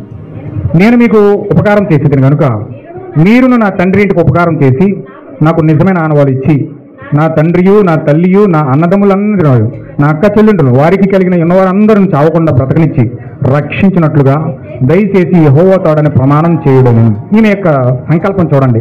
ఆమె తల్లి రక్షించబడాలని కోరుకుంటుంది, ఆమె తండ్రి రక్షించబడాలని కోరుకుంటుంది, అన్నదమ్ములు రక్షించబడాలని కోరుకుంటుంది, ఆమె అక్క చెల్లెలు రక్షించబడాలని కోరుకుంటుంది. వారికి కలిగి ఉన్న వాళ్ళందరూ కూడా చావకుండా బ్రతకాలని, వాళ్ళందరూ రక్షణ పొందుకోవాలని ఆశపడి ఆమె ఆ యొక్క వస్తుని ప్రాపేయబడి కోరుకుంటా ఉంది.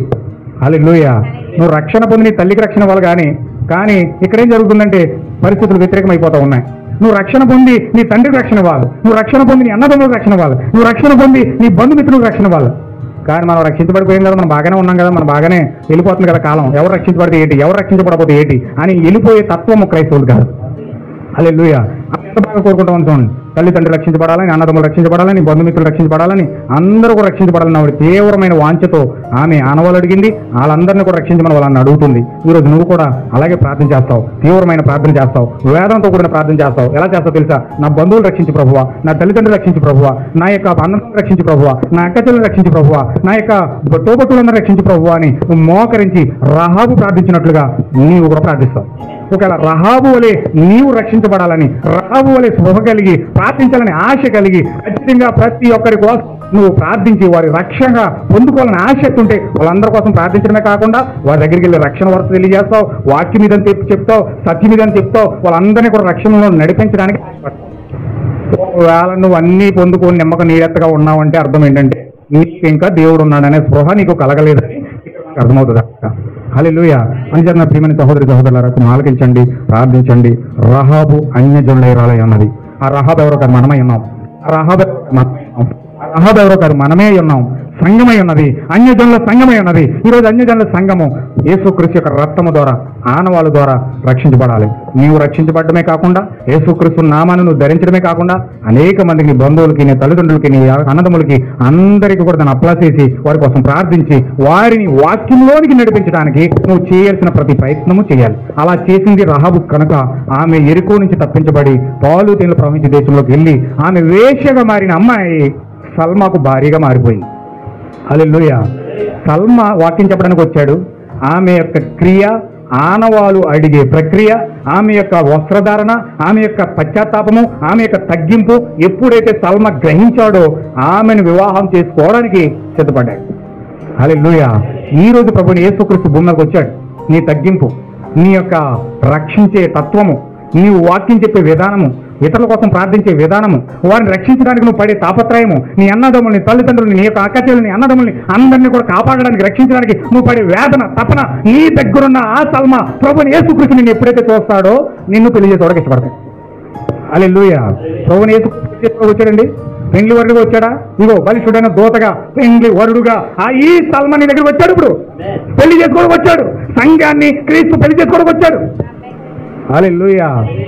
అయితే వచ్చినాడు ఏం చెప్తున్నాడు? నిన్ను ఆనవాళ్ళు ఉందా? ఇతరుల కోసం ప్రార్థించే తత్వం ఉందా? నీ బంధుమిత్రుల కోసం, నీ స్నేహితుల కోసం, నీ తోబుట్ల కోసం, నీ తల్లిదండ్రుల కోసం, నీ అన్నదమ్ముల కోసం నువ్వు పడే వేదన కావాలా? చూస్తున్నాడు ఆయన. నువ్వు ఏ విధంగా యథార్థంగా ఎంత నమ్మకంగా దేవుడికి ఉంటున్నావు, రక్షించడానికి ఎంతగా తాపత్రయపడుతున్నావు, ఏ విధంగా నువ్వు దేవుడిని ఉంటున్నావు, ఇవన్నీ మరి దగ్గరుండి నువ్వు చూస్తున్నాడు. నువ్వు ఎప్పుడైతే ఆ యొక్క పొందుకోవడానికి, గుర్తు పొందుకోవడానికి ఎప్పుడైతే ఒక పాత్రలు చేస్తా ఉన్నావో, రక్షించబడిపోయి మూలం కూర్చుంటే నేను దేవుడు చూడవు, రక్షించబడిపోయి బాప్తిజం పొందితో మూలం కూర్చుంటే దేవుడు ఏం చూడ పర్లోకి వెళ్ళిపో. నువ్వు వెళ్ళాలంటే నువ్వు ఇక్కడ పొందుకోవాలి. అన్నదమ్ముల కోసం, అక్కచెల్లెల కోసం, అందరి కోసం ప్రార్థించాలి. ప్రార్థించడమే కాకుండా వాక్యం వారికి చెప్పాలి. వీలైతే దేవుని యొక్క ఆత్మలోనికి, వాక్యంలోనికి వాళ్ళు నడిపించాలి. ఖచ్చితంగా వారు దేవుని ఆత్మను పొందుకునేటట్లుగా ప్రేరేపించాలి.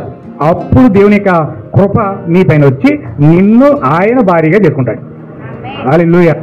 యేసుక్రీస్తు యొక్క భార్యగా నువ్వు అవ్వాలంటే రహాబు చేసినట్లుగా నువ్వు చేయాలి. యేసుక్రీస్తు నిజమైన సంఘముగా నువ్వు మారాలంటే రహాబు చేసినట్లుగా నువ్వు చేయాలి. అప్పుడు నువ్వు నిజమైన కట్టబడతావు, నిజమైన వధువుగా కట్టబడతావు, యేసుక్రీస్తు యొక్క భార్య అయిపోతావు. లేకపోతే మెడచాచి ఓరచూపులు చూపిస్తూ వంపు చొంపులతో కాళ్ళు గజ్జలాడిస్తూ నీ ఇష్టం వచ్చినట్టు నువ్వు అందతందాలు చూపిస్తూ నడిచావనుకో, అమ్మా తల్లి ఉంది, ఒక తీర్పు రోజు ఉంది, ఒక విమర్శన దినం ఉంది. ఆ రోజు దేవుడు నీకు భయంకరమైన కార్యాలు ఆయన నువ్వు చూపించడానికి సిద్ధంగా ఉన్నాడు. హల్లెలూయా.